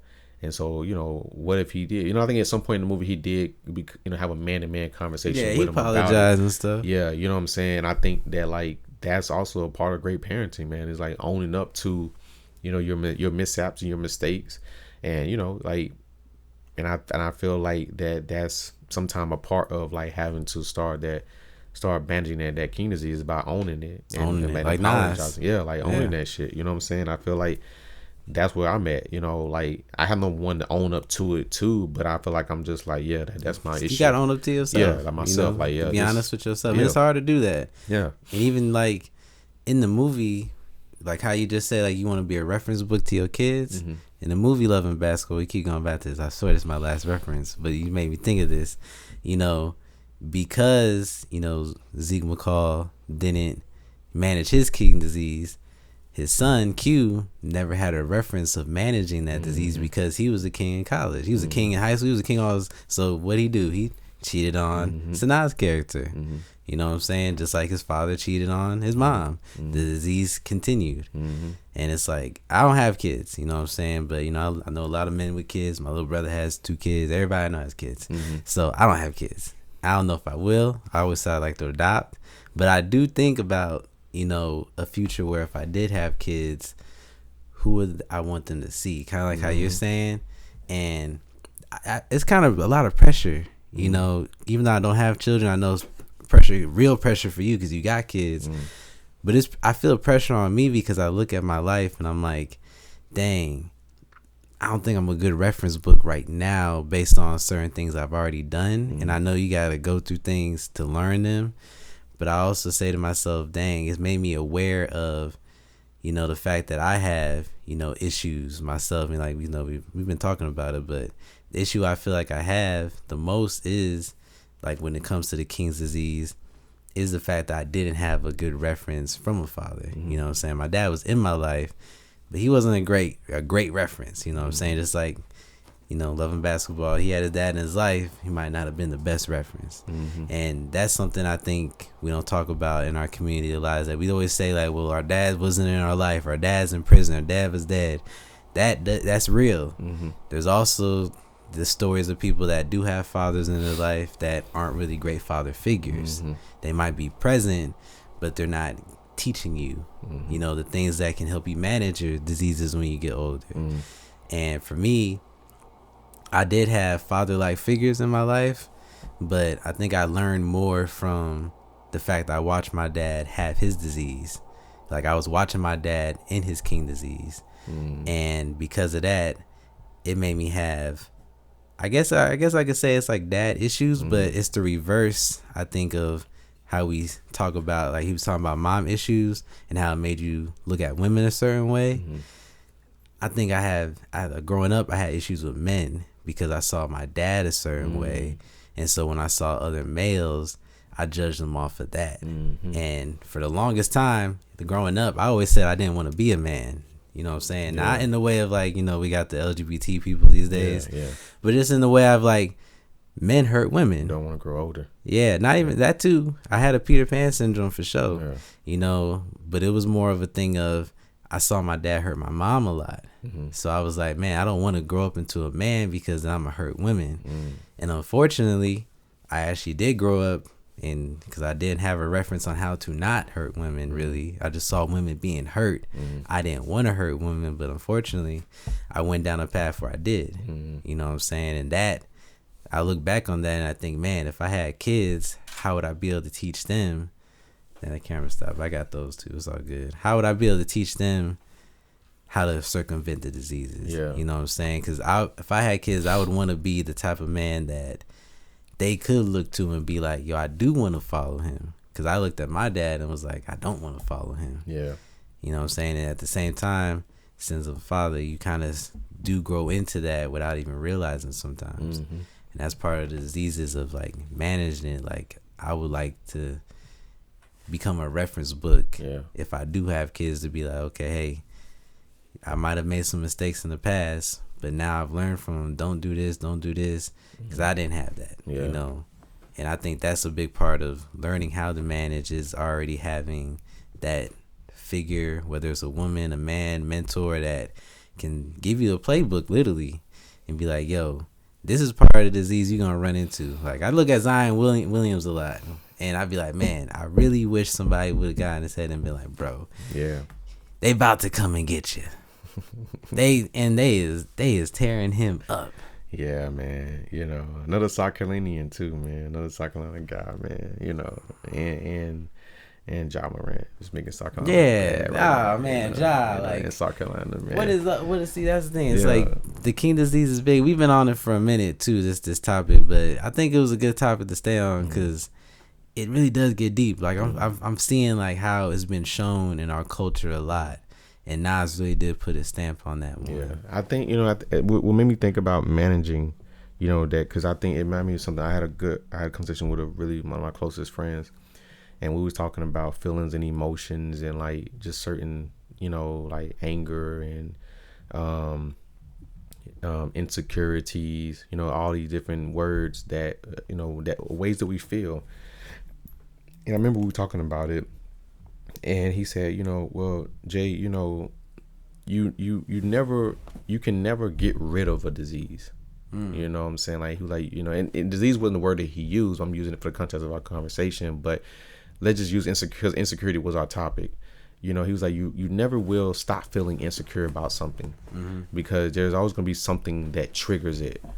So, you know, even if it's a trigger, it's still going to be something, you know, that you feel. And so the best thing for you to do is learn how to manage it.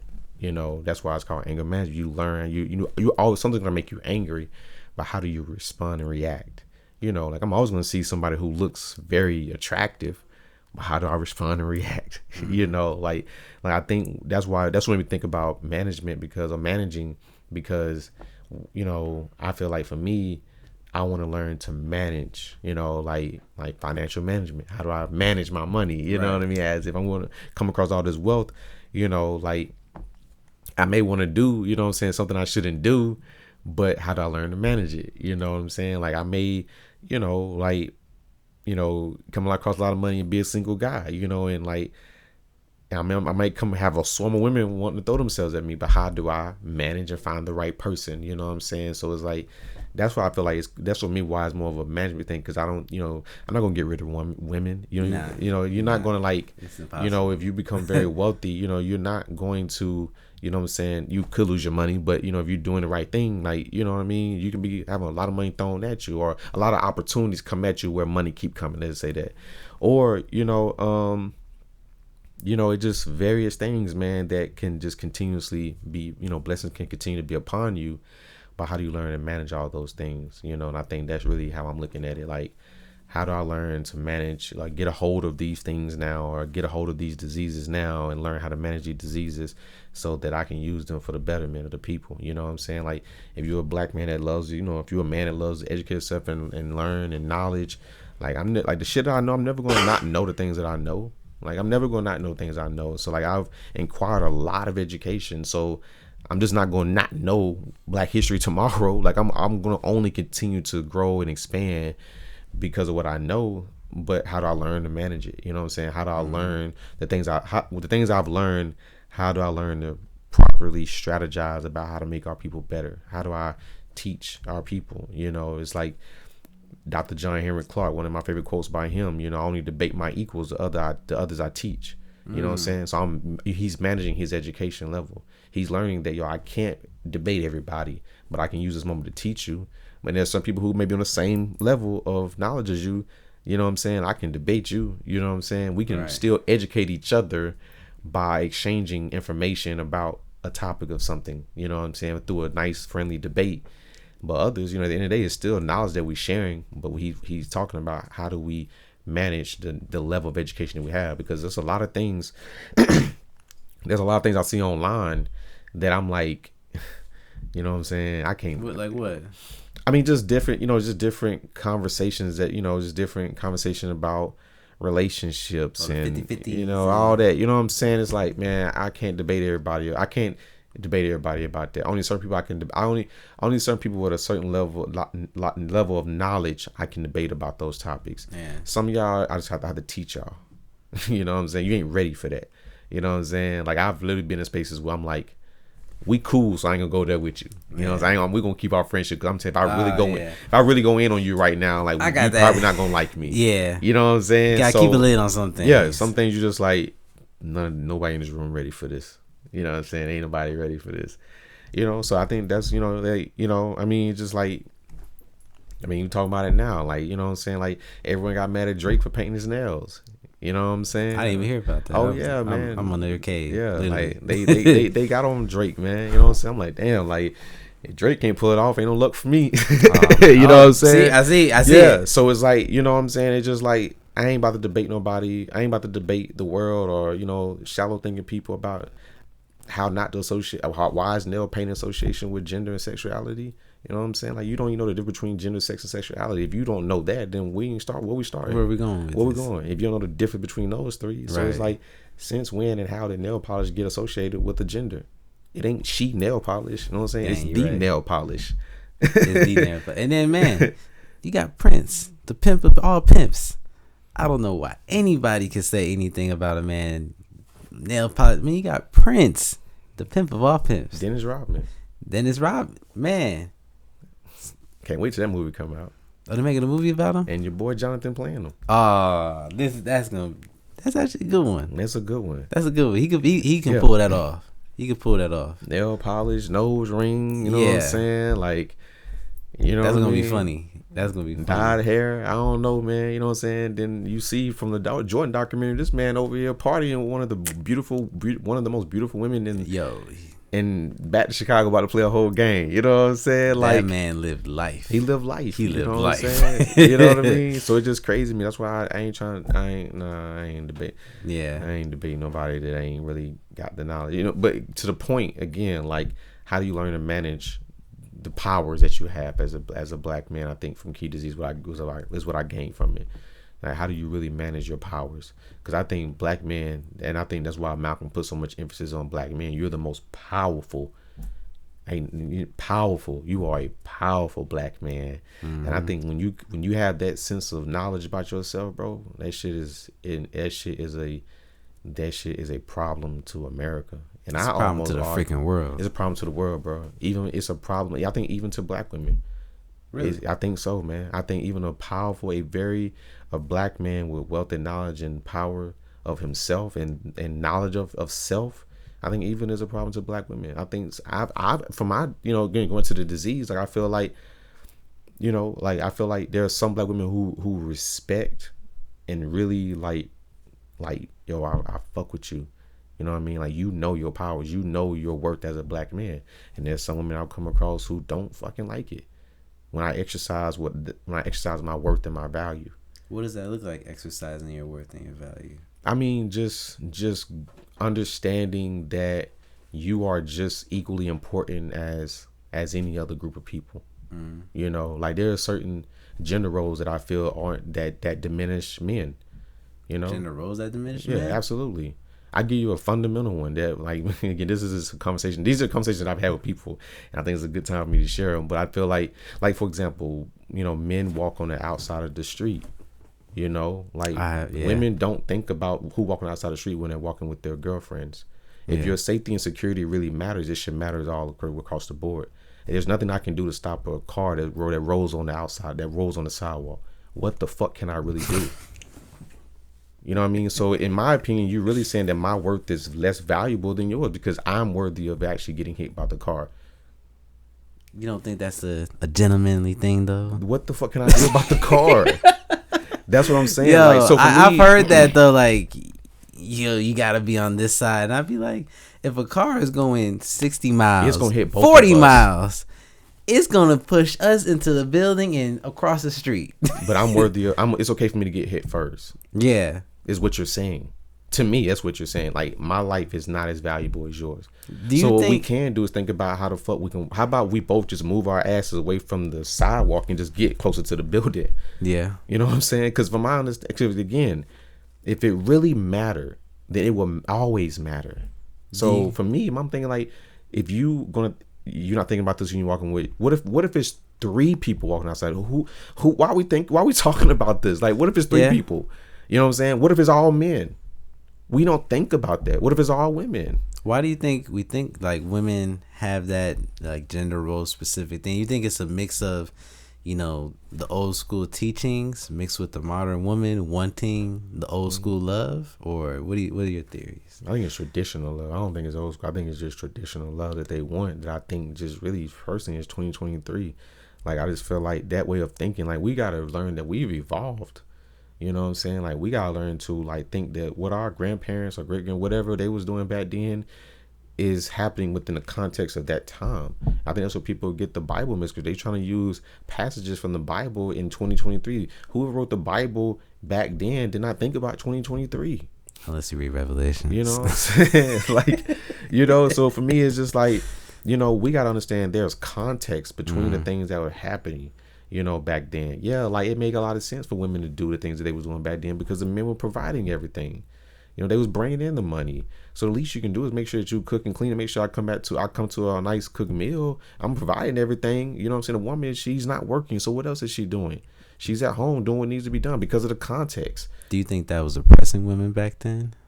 I think, and that's why they're so, you know, outspoken now, because they don't. Because I think there's women who actually do love to do that now. There's women who do want to be a stay-at-home mom and still can barely let me not, but you know, I'm about to say I'm about to go in, man, but I just feel like, no, I think that there are women who do love that lifestyle, who do want to live that lifestyle. I don't understand why I wouldn't want a woman who wants to be a stay-at-home woman.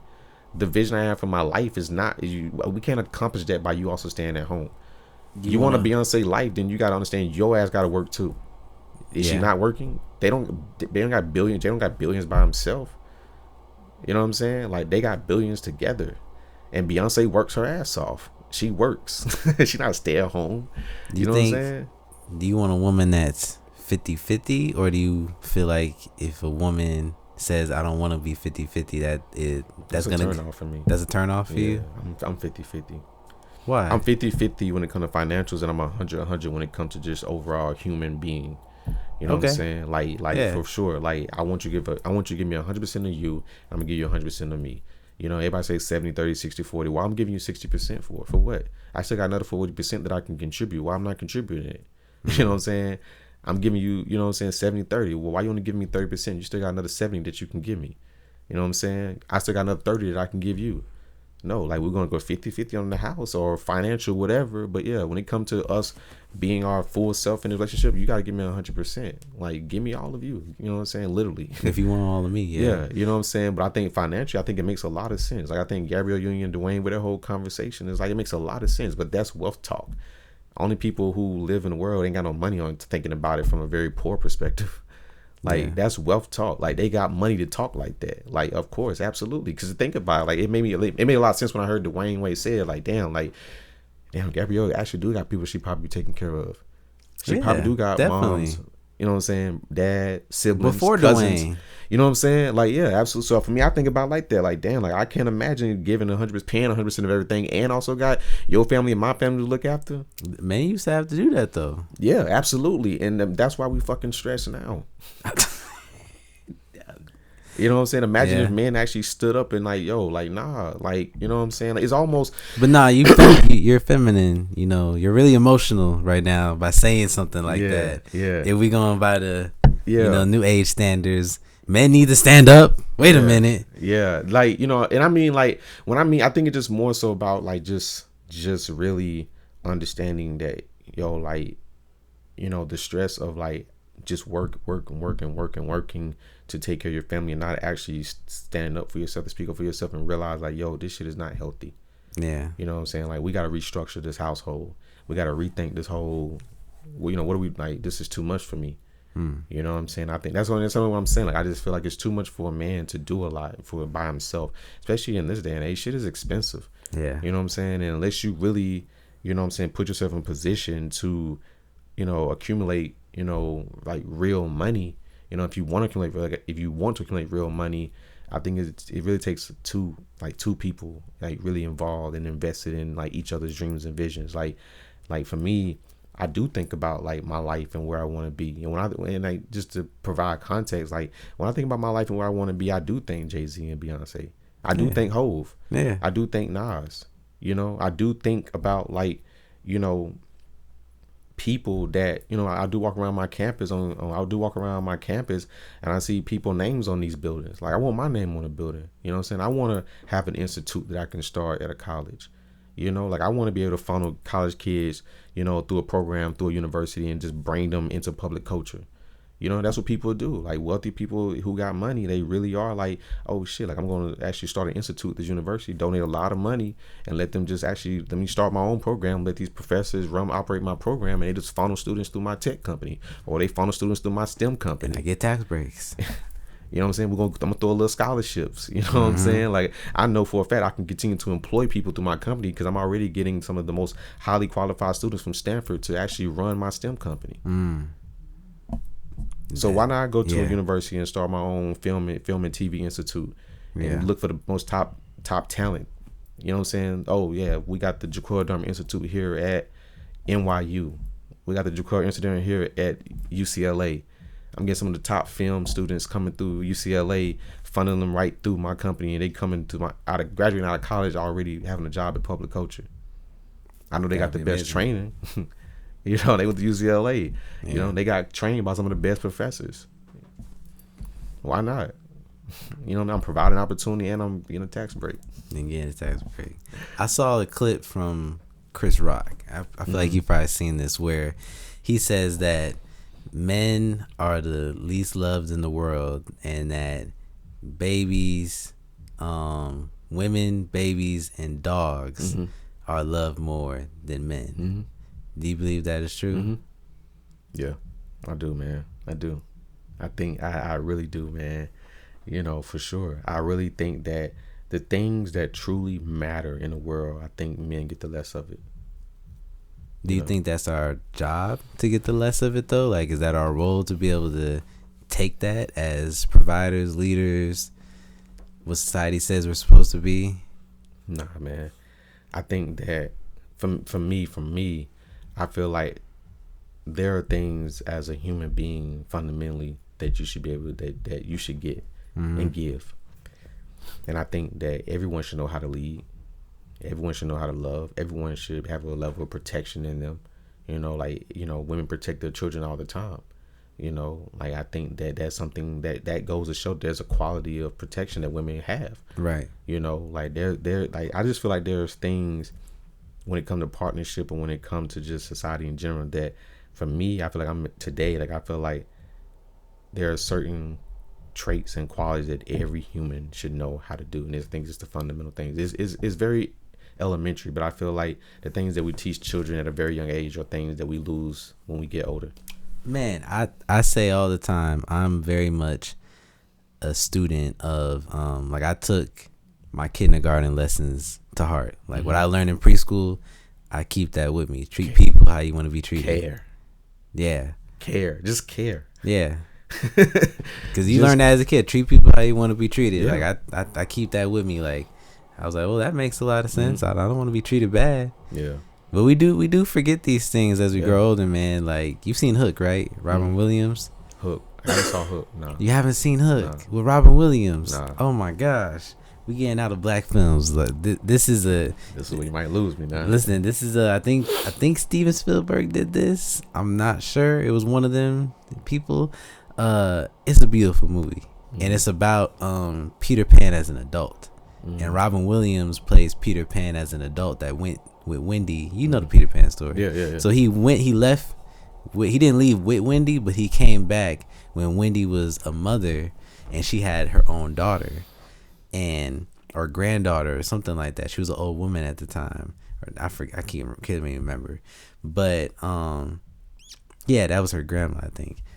basically he fell in love with Wendy's daughter because by the time he came back from Neverland, Wendy had grown up. And so he stayed in the real world and he lost his memories. And so Wendy adopted him, and he had fell in love with his granddaughter because he had lost all his memories from Neverland because he grew up. Yeah. And so the plot is about Robin Williams' kids, Peter's kids. Peter Pan had kids. He had a daughter and a son. And Captain Hook comes to the real world and kidnaps them back to Neverland. Okay. And Tinkerbell comes to the real world and brings Peter back to Neverland to save his kids. But Peter Pan doesn't remember Neverland.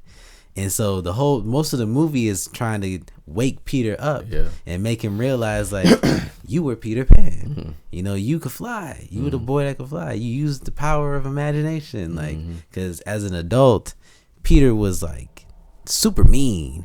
He was mean. He dismissed his kids. He hated having fun. He hated toys. He yelled. He was cussing his family out. Like, he was like almost darn near abusive. Yeah. And because he was working like a corporate job, he was like, anytime his boss called, he dropped everything with his family. Sorry guys, gotta go work. So like super corporate. This back in like 90s, 80s. So like that type of vibe. And I love that movie because I'm kind of losing my train of thought here, but I'm talking about it because as we've learned things as children. Yeah, we learned that we lose as adults. Yes, the whole treat people how you want to be treated. Peter lost some things as a kid. He grew up and he was just dismissive, mean, just downright evil, an evil adult. Wow. And it's like, I love that movie because it does show that, because there's things, even though I say I'm a student of treat people how you want to be treated, what I learned in preschool and kindergarten. Sometimes I forgot that. Yeah. I treated people in ways I don't want to be treated at all. Yeah. So it's like you can really forget that. Yeah, I mean, I think those are things that can be practiced even in like relationships. You know what I'm saying? Like even in relationship, like how how do I make sure I treat you? And how do I expect to be treated? I don't expect to be treated based off because my mom had a boy. Yeah. You know what I'm saying? Like, I can't help that I'm a man. I can't help that I have, a different body part than you. It doesn't mean I want to be treated less than. Yeah. I want to be treated how I feel like everyone should be treated. And I feel like, when you're a man of justice, when you're a man of like actually true, like, humanity and human rights, and like just when you have that activist in you, like it's hard to sometimes be in a relationship because like one of the best things that I've heard from a professor at Howard, he said, when you've been oppressed, you know what oppression feels like. You know what I'm saying? I'm not saying me being in a relationship is oppressive, right. But I know when some shit just ain't right. Like, this just doesn't feel right. Yeah. This doesn't make me feel right. You watch Kevin Samuels? I ain't like Kevin Samuels. I don't like it. No. Why not? That's it's just too like masculine for me, man. You know what I'm saying? Like it was one of them things. He's very aggressive. Yeah, I mean, I didn't feel like, I feel like he was a hurt man. I feel like he didn't manage his diseases. Yeah. Like he was using his diseases. His disease was actually used to be abusive.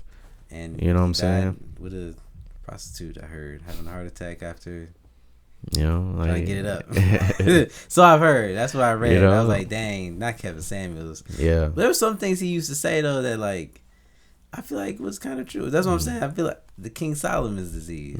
That's my expounded on King's disease theory, is that certain men in this lifetime are given great wisdom like King Solomon.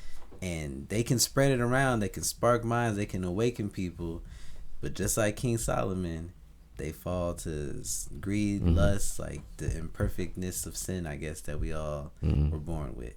You know what I'm saying? Because even Kevin Samuels, like, I really don't agree with him. A lot of things he said, but I could see some of the wisdom that he was saying of being like, how to be a man that, you don't got to chase the woman. Become a man for yourself and the women will come to you. You know what I'm saying? Like, I feel like a lot of young men don't understand that because they out here chasing women when really you build yourself up, get yourself together, get your business straight, and you learn who you are and be confident in who you are. You don't gotta go chase. You know what I'm saying? They'll come to you because they'll feel it. What they say, it's not on you, it's in you. It's in you. Yeah. Yeah. Now I can. A lot of men try to put it on them. Yeah, I can see that, man. I can definitely see that. I can for sure see that. And I don't want to just clarify. High value man. That's high value man. That's what he was like preaching. Like, you gotta be a high value man. I think that's true. Yeah, and I think I just think sometimes that high value has different interpretations. You know what I'm saying? Like men are high valued in different ways, and I think, and I want to just clarify. Like, I just feel like at the end of the day, man, like, you got to know what you want and who you are as an individual at the end of the day. You know what I mean? I think for me, it's like, I know who I am. I know what I want. I know what I can do. I know what I need, and I know what I don't need. And I think that at the end of the day, like, what I'm going to look for is going to look completely different than what another man may look for. And I think sometimes it just feels like that men are kind of put in a situation where they have to be something that they really may not already be. Yeah. And I think that it's like, and I think it just come from our thinking about what we think women want or what women really do want. And it's okay that you want those things, but I think there has to be a reality to it. Like, every man can't be what sometimes women want. And I feel like it's just about knowing who you are as an individual, like what you want. And I think that's kind of how I see it now. It's like, I go back to my mom, like when my mom and I having a conversation, like I told her, man, like, Mom, they don't make them like you no more. Yeah. I truly feel that they don't make it like my mom no more. Like, my mom really taught, her children, like she was saying, yeah, you and your brother, y'all really neat. Y'all are very clean men, and we are. Like, I'm a very clean dude from the crib, like, like car, like I'm a very clean dude. So for me, like, I, traditionally don't need a traditional woman. Like, I don't need a woman that can cook and clean, all that. It's great that you can do those things, but I'm not going to demand those things of a woman because those are things I can do for myself. And even just from experience, like, I feel like I'm so particular to the point of where, like, I really don't want a woman to do my laundry because I have a certain way of doing it. And so it's like, she really would have to learn how I do shit. But that'd be submitting to learn what you like at that level. Let me tell you something. Jay-Z said one of the best compliments he ever gave Beyonce was that she was a good student. That she is a good student. And I don't mean in a very diminishing way, but I mean someone who's open to learning and listening. And I don't want to use the word listening, but open to learning. You know what I'm saying? I think everyone has to be open to learning, regardless. And I think you have to learn to love. Yeah. Like, if you want to really 100% be with someone, like I know a lot of women that say they want, a man that loves them for them 100% flaws and all. But sometimes I don't think women want to love a man 100% with their flaws and all. There's some do. I'm not saying all. Yeah. But I think it's harder for a woman to do that because men, sometimes society says we do have to be darn near 90% perfect. Not 100%, but 90%. And if we have 10% flaws, and it's like, you're not the man for me. Yeah. I mean, I feel that way sometimes having kids, you know what I mean? And I not look at my kids as flaws, but I will say that me having kids haven't been always a good choice that I've made. You know what I'm saying? Like, those situations hasn't always been. They aren't certain things I'm proud of sometimes. Like the disease. That disease led to something else, and here I am. I got to be a father, and and I wasn't ready to be a dad. To be quite frank, but I had to accept that reality for myself, and so sometimes it's like, when some women don't want men with kids, and I gotta accept that, you know what I mean? But it going back to what you were saying, like flaws and all, like, you know what I mean? Like, I got kids, and I don't look at my kids as flaws, but like, these are things that come with being with me. Are you willing to accept that? And women want men to do that with them, like, yo, this is who I am. Can you just accept me? Even if I'm crazy, like, or doing things, I won't say crazy because that's I'm not gonna say crazy. Yeah. Some women do be kind of crazy out here. Yeah, that they do things that aren't the most healthiest at times. Yeah. And men could be like that too. Playing both sides. Like, absolutely. I think online there's a lot of like Andrew Tate. You be watching his stuff? Nah, man. I don't watch a lot of man, let me tell you something, man, about me, man. The only, things I watch for real, man, like when it comes to I watch a lot of Dame Dash.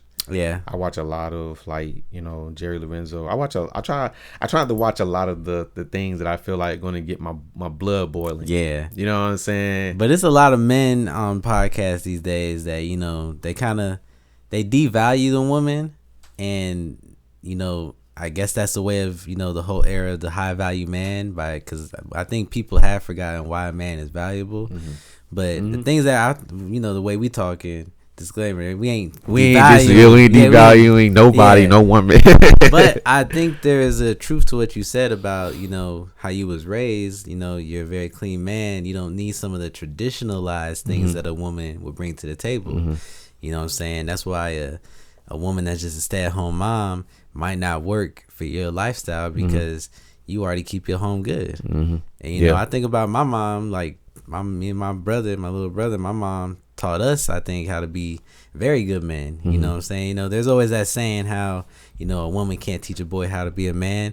I don't really think that's true. No, that's not true. Because I was raised by women mostly. Yeah, like I got a bunch of aunts. Most of my cousins were girls or big or women, older than me. Like, I grew up around a lot of women. Yeah. And I got to understand like those views and perspectives on men from their eyes. Sometimes it was negative, sometimes it was positive, but I think it did teach me, like, it gave me an idea of the type of man I want to be, because I don't want to be the man that brings trauma to women, because as much as we talk about high value men, there's a lot of low value men that bring a lot of trauma to women, that give women the ammo that they have in this era to be like, yo, we are done dealing with y'all, because women have been killed for men not agreeing with them or saying like, yo, I don't want to, and it's like, boom. You know what I'm saying?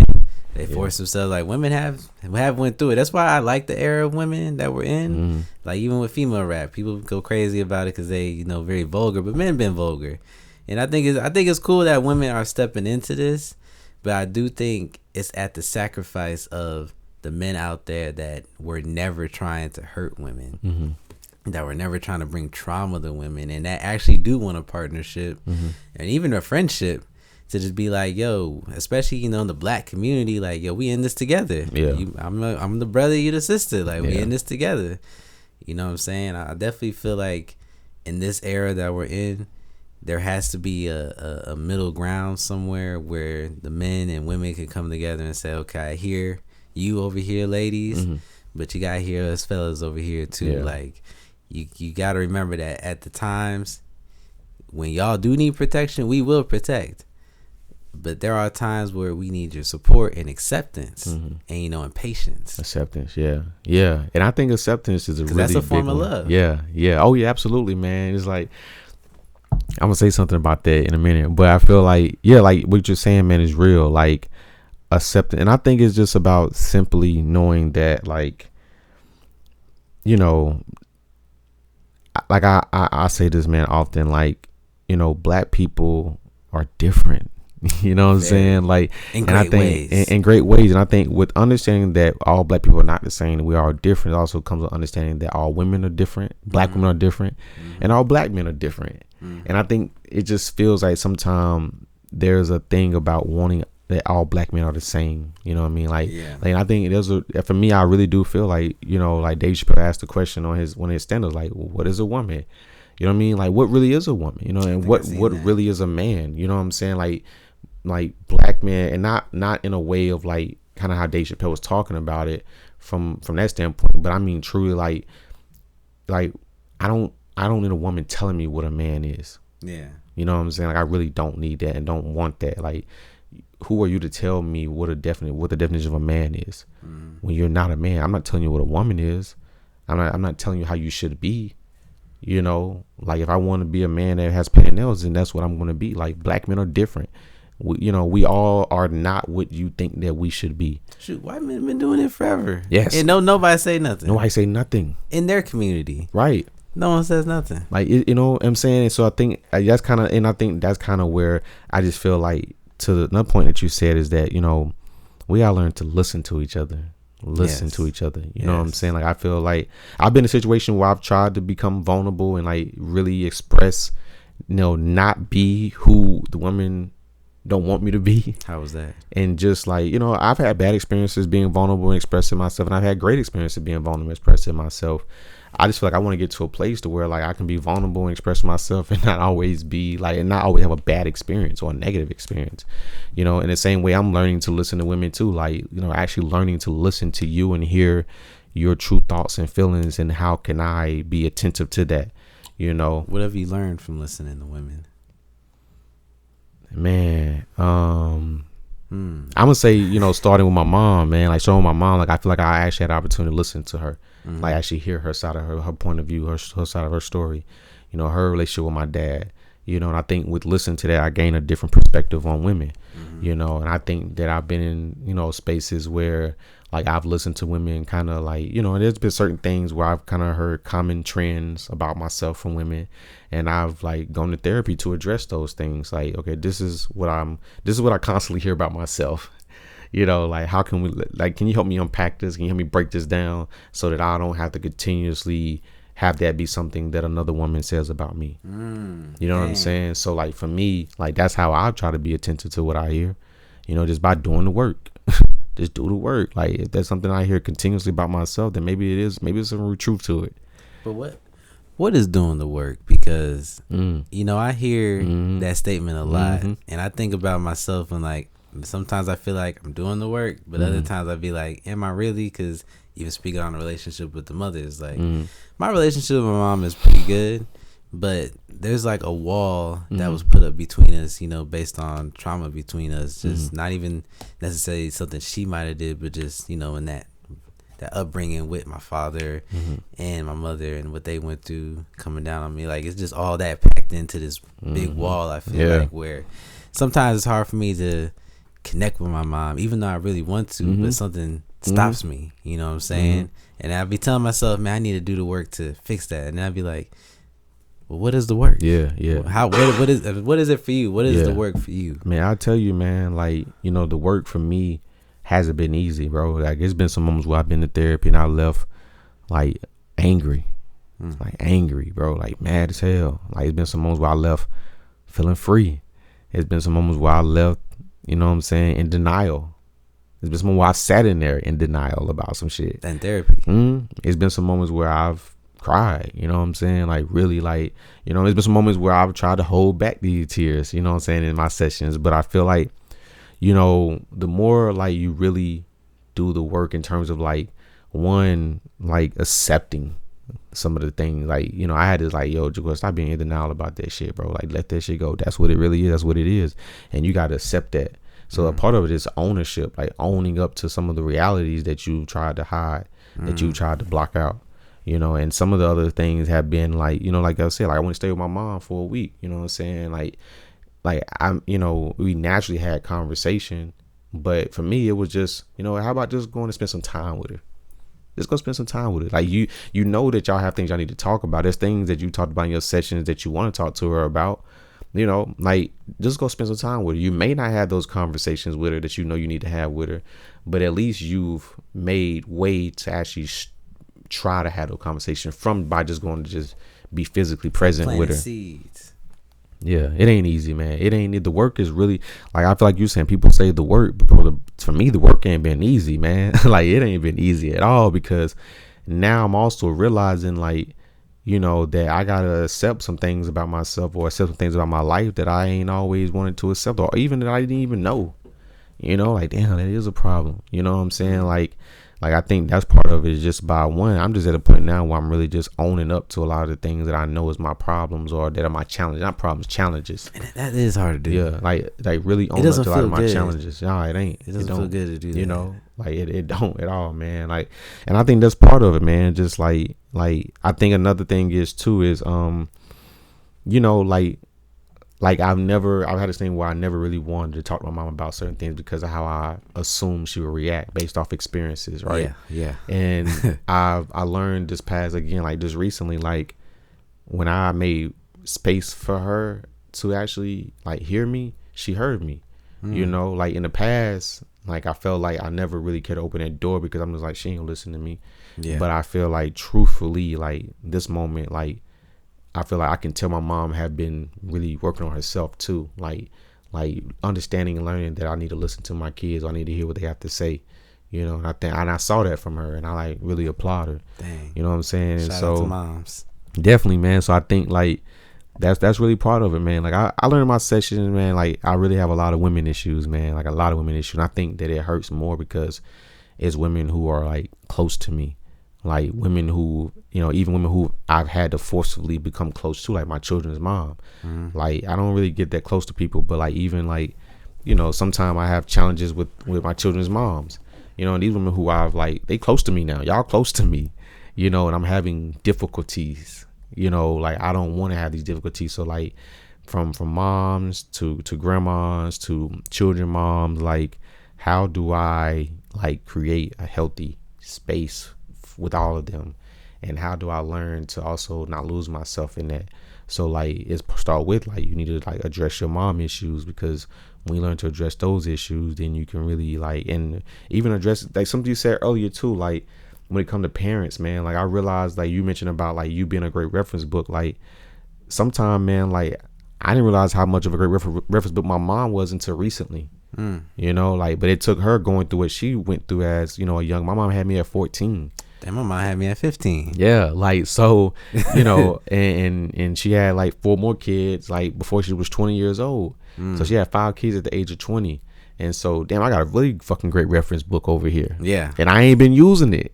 Dang. You know what I'm saying? And so it's like, yo, like, and so now when it comes to my children's mom, I know who to go to. Because I have a mom that had children and that had to struggle with children, and who was probably, who went through a lot while having children at such a youthful age. Dang. You know what I'm saying? And I'm like, yo, I've been having a playbook all this time and I ain't been using it. And so I think now, like, that's why I say, bro, like, damn, man, like, I got the playbook now. You know what I'm saying? Like, I got the keys. So now I gotta do is actually utilize the tools. You know what I'm saying? Like I got the tools to my disease. And that's what my mom was saying. Like, she like, Jaquial, like I really, hey, like you and women, you gotta, like, I done been hurt by men. I done been hurt by your dad. I done been hurt by, like I don't want you to be that person. Because I done felt the pain when it comes from me. I done felt the pain of like being hurt by a man. Like your dad was my first love. Like that was like, that was my first love, and I see a lot of him in you. I hate when my mom says that to me. Like she says that I see your daddy. I hate when I feel it, man. I feel it, but I had to learn to listen. I may hate to hear it. I don't like to hear that shit sometimes, because I feel like I fought so hard to try to be different. Yes, man. I didn't know we were so. Yeah, I fought so hard to be different, and yet some of my actions and some of my life that has happened has been because of that fucking disease, man. You know what I'm saying? So imagine if I had actually took heed to that reference book from my mom early on, I probably wouldn't have made some of the choices that I've made to be in the situation I'm in now, of like actually having to deal with hurt from women that have forcefully had to become close to me. Like I've had to become close to my children's mom because we have a seed. So like it ain't like, a woman who I'm just dating and like, you there today, gone tomorrow. Like now you here for the rest of my life. Yeah. And like, back to Nas, you know what I'm saying? Like Nas said in one of his songs, he said, watch who you pregnating, that's long-term stressing. You know what I'm saying? Like, and I'm like, damn. For my brothers with daughters. That's real. Like for real, man. And so I think I've had to like, that's one of the reasons, like how you do the work, man, is like actually like just planting seeds, man, like really being more conscious about a lot of actions, like when you get into situations like, or get in scenarios where like you truly see the trigger. Like I've been in some situations where like, some of the traumas that I've been able to identify, like they are easy triggers for me now, and I think to myself immediately like, oh shit. Like sometimes I like when I get to a place where like, oh shit, this talk about this in therapy. I get to practice it now. I get to practice it now. Like, okay. Like I like it. Sometimes like I get to really see myself. Really feel the growth and see the growth of like, damn, I handled that situation really fucking well. That's good, man. That's hard. I handled that really well. I like it. This shit working. That's good. Like it made me think about like Killer Mike, like his last Breakfast Club interview. He was like, a lot of the things that he shared in his album, he was like, what I'm saying? Hey, I want to give a shout out to therapy too. You know what I'm saying? Therapy also helped out too, and it does. I like the black men therapy like movement that has happened. Like that is one movement that I like. Like shout out to Raji. She has a institute or like a company that is giving free therapy to black men. Man, it's needed, bro. It's so needed. I didn't get back in it. I went for a little bit, and it did help a lot. It helped a lot. I learned a lot, and I keep saying I want to go back, but it's like really hard. Like you said, you've been on it for a minute. Like I've never really found someone that's like really good. Yeah. I feel like, but I have had good sessions where, I'm glad I went because it made me look at myself a certain way. I mean, I plug in, man. Like, like that's like I was saying earlier. That's one of the things that I had troubles with was like I was shopping around for a therapist and was hopping from therapist to therapist. But I think for me it was, like I learned what type of therapist I needed based off just those experiences. Like, like older was one of the things that I needed. Like I wanted someone that was older. That, yeah. You know what I'm saying? Like, and there's nothing against newer therapists. It's just like because of my lived experiences, I needed someone who have lived experiences. Yeah. And I think that looking for someone who was more like a grandparent type of figure, almost figuratively, like if I had a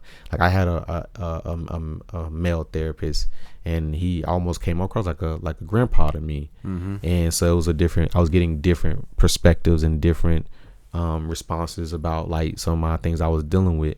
But then I realized also that I also had appreciation for a white therapist because I really wanted to avoid all possible biases as possible. Like I wanted someone who could not relate to me for real. That's interesting. And you can give me that. Yeah, like you can give me true like you can give me like you don't know, so your responses can't be what you think I need or want. You got to really do the work of like giving me like we both learning at the same time. So I really I know I wanted a woman, so I wanted a white older woman when I was looking for a therapist. So because again, I knew I came in with women issues, so I didn't want a man that could actually. I wanted to hear from my challenges or my diseases. I needed to hear from that lens. So, but I wanted to hear about it from a white woman because I didn't want a black woman therapist. Because again, I've had my first therapist was a older black woman. She was amazing. But I couldn't keep going to her. But like. From that point forward, I knew that a woman was good for me. From my very first therapist, I knew that a woman was good for me. And so I've always had that as like, I want a woman. That's one thing I do. As long as she's a woman, I'm good. But I've tried men just to kind of try. And I just feel like, nah. Yeah. Nah, like this ain't it. Nah. You said something that stood out to me when you was talking about how your mom said you like had similarities to your dad and you realized that you were doing certain things that was like your dad. And that resonated with me. I'm starting to realize how much our stories kind of coincide. Like growing up, I think I said this earlier, I tried so hard not to be my dad. Like I was always doing, if someone said my dad did this, and I was like, I'm gonna go the opposite way. And something I realized you said is that even if our parents aren't teaching us the reference book, they're still teaching it to us because we can see what we don't want to be or what not to do based on what they've already done. But when you run into the fact that, because they're not teaching it to you directly, you might still follow in their footsteps. Like, I feel like I have followed in my father's footsteps in the wrong ways.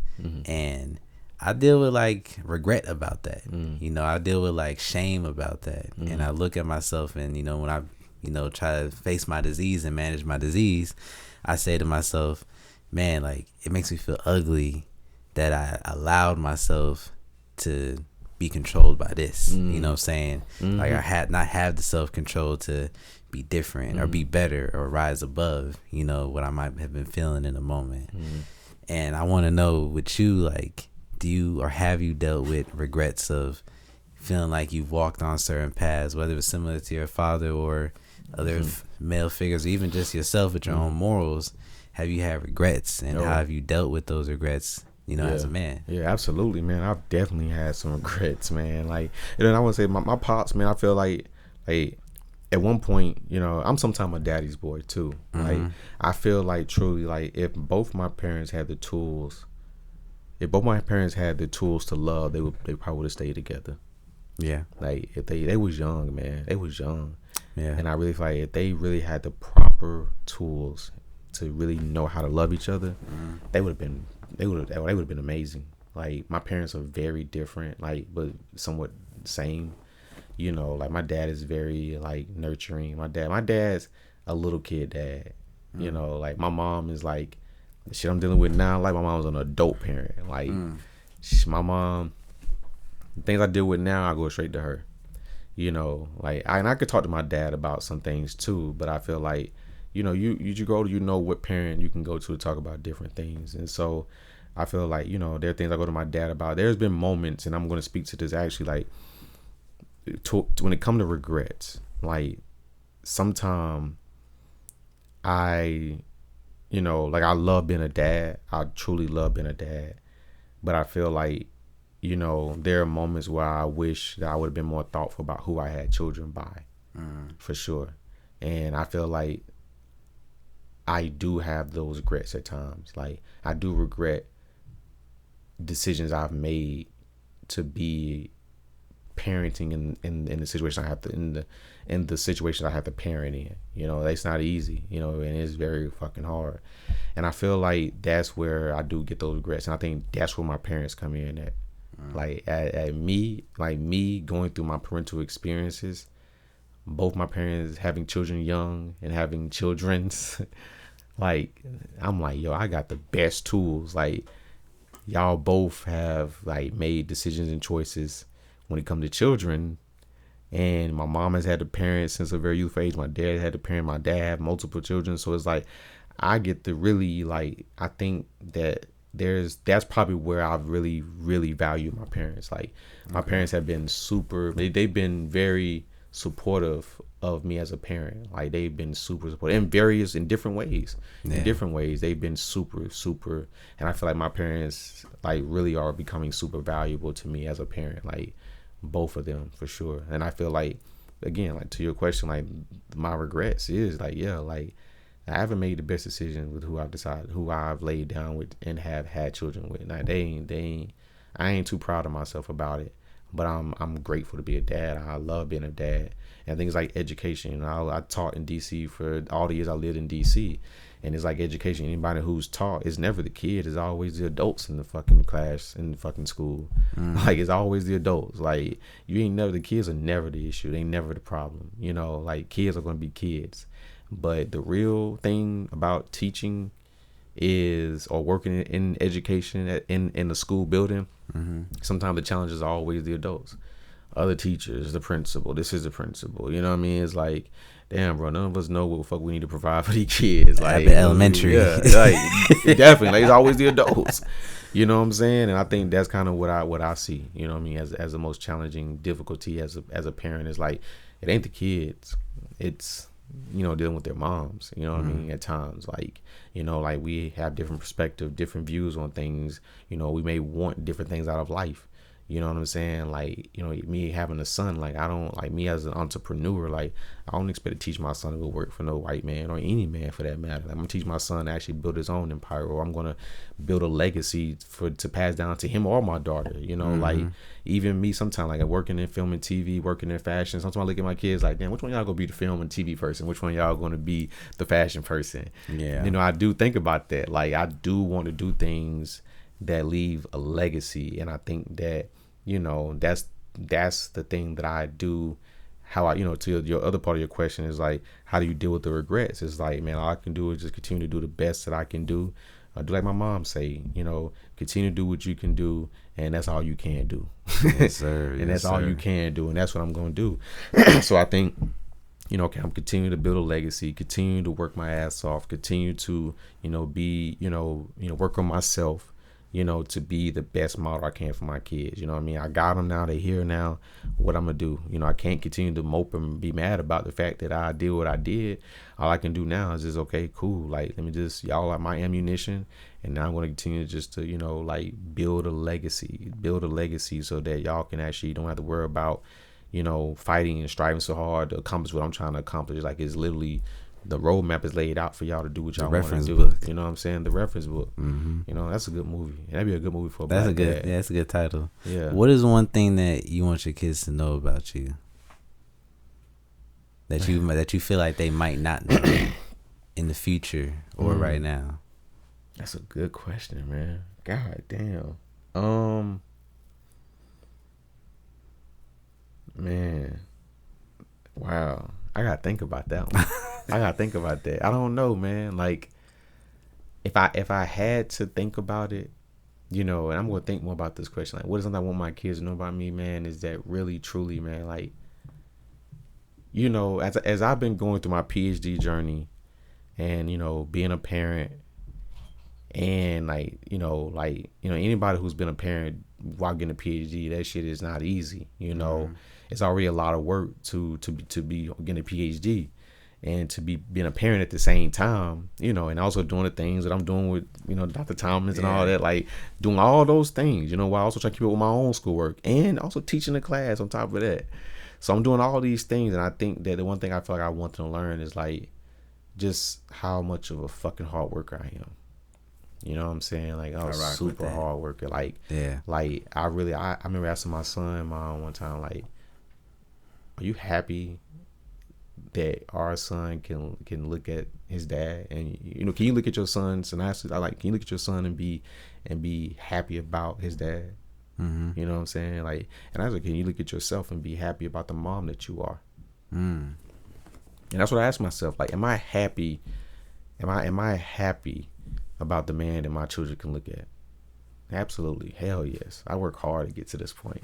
And I think that's what I want them to know. Like, I work hard to get to where I'm at, man. And I feel like if I'm happy about who I am, or who I'm becoming, or who I want to become, and I can look at my kids and be like, I'm happy at the fact. And that's one thing I did learn from my male therapist that I had. He's the last one I had before I had the one I have now. And the only reason we stopped seeing each other because I moved from DC. Mm-hmm. But one of the things that, and I was ashamed at some point. I was very ashamed that, like, I feel like I wasn't the unicorn no more. Yeah. But I feel like the one thing that he instilled in me was like, like, Jaquiel, like don't be hard on yourself. Like, look at who you are. Look at who you've become. Like, even at this moment, your children can look at you and be proud. And I'm like, damn, long as my children can look at me and be proud of who their dad is, bro, I know I'm doing a good job. Like, and I feel that way. I feel like my children can look at me and be super proud, and I think I feel even better when I, like, accomplish the things I'm trying to accomplish now. Like, damn, like, my kids can look at their dad and be like, yeah, like, or tell somebody, oh, my dad is Dr. Jaquiel. You know what I'm saying? Like, that should make me feel good. And then sometimes that's how I think about it. Like, I don't care about nobody else saying, calling me doctor. Like, my children can, like, you know what I'm saying? Like, look at, tell their friends, or, like, whatever, like, in school or something, and be like, what do your dad do? What do your parents do? My dad is, doctor, Dr. Jaquiel, you know what I'm saying? That shit make me feel real good, man. Like, like, for sure. Cause I know I worked my ass off. Like, I was raising y'all, taking care of y'all while I was getting this shit. Mm-hmm. So, like, you know what I'm saying? Yeah. Like, and I love it, man. Cause even, like, even just sometimes, man, like, whenever, like, I got all them reading assignments I got to read, man, when I have my kids, man, I read it to them. You know what I'm saying? Cause I know, like, I struggle, like, I like, if I'm gonna read, man, I might as well just read to y'all. You know what I'm saying? Yeah. So sometimes I call my daughter in the living room and be like, come here, I'm gonna read to you. And I'm really reading shit I gotta read for school. I'm just reading to her and she fall right to sleep. And I'm like, good. You know what I'm saying? Subconscious learning, still learning. For real, man. That's how I've learned to parent, man. Like, I'm like, this shit, ain't the funnest thing to read sometime, but I just read it to her. And she just, she's getting read, like, all these things. Like, I'm reading Aristotle, Plato, Socrates. I'm reading all this shit. I'm just reading it to her. You know what I'm saying? So that I can help myself. I'm reading it. I'm learning as I'm reading it too. So, I'm just like, look, we're gonna get this doctorate together. Man, this has been a great conversation. So here's the concept of it. It's called the Key Memory Chronicles. Key Memory Chronicles. The Key Memory Chronicles. Okay. Because it's about your key memories on your journey. Okay.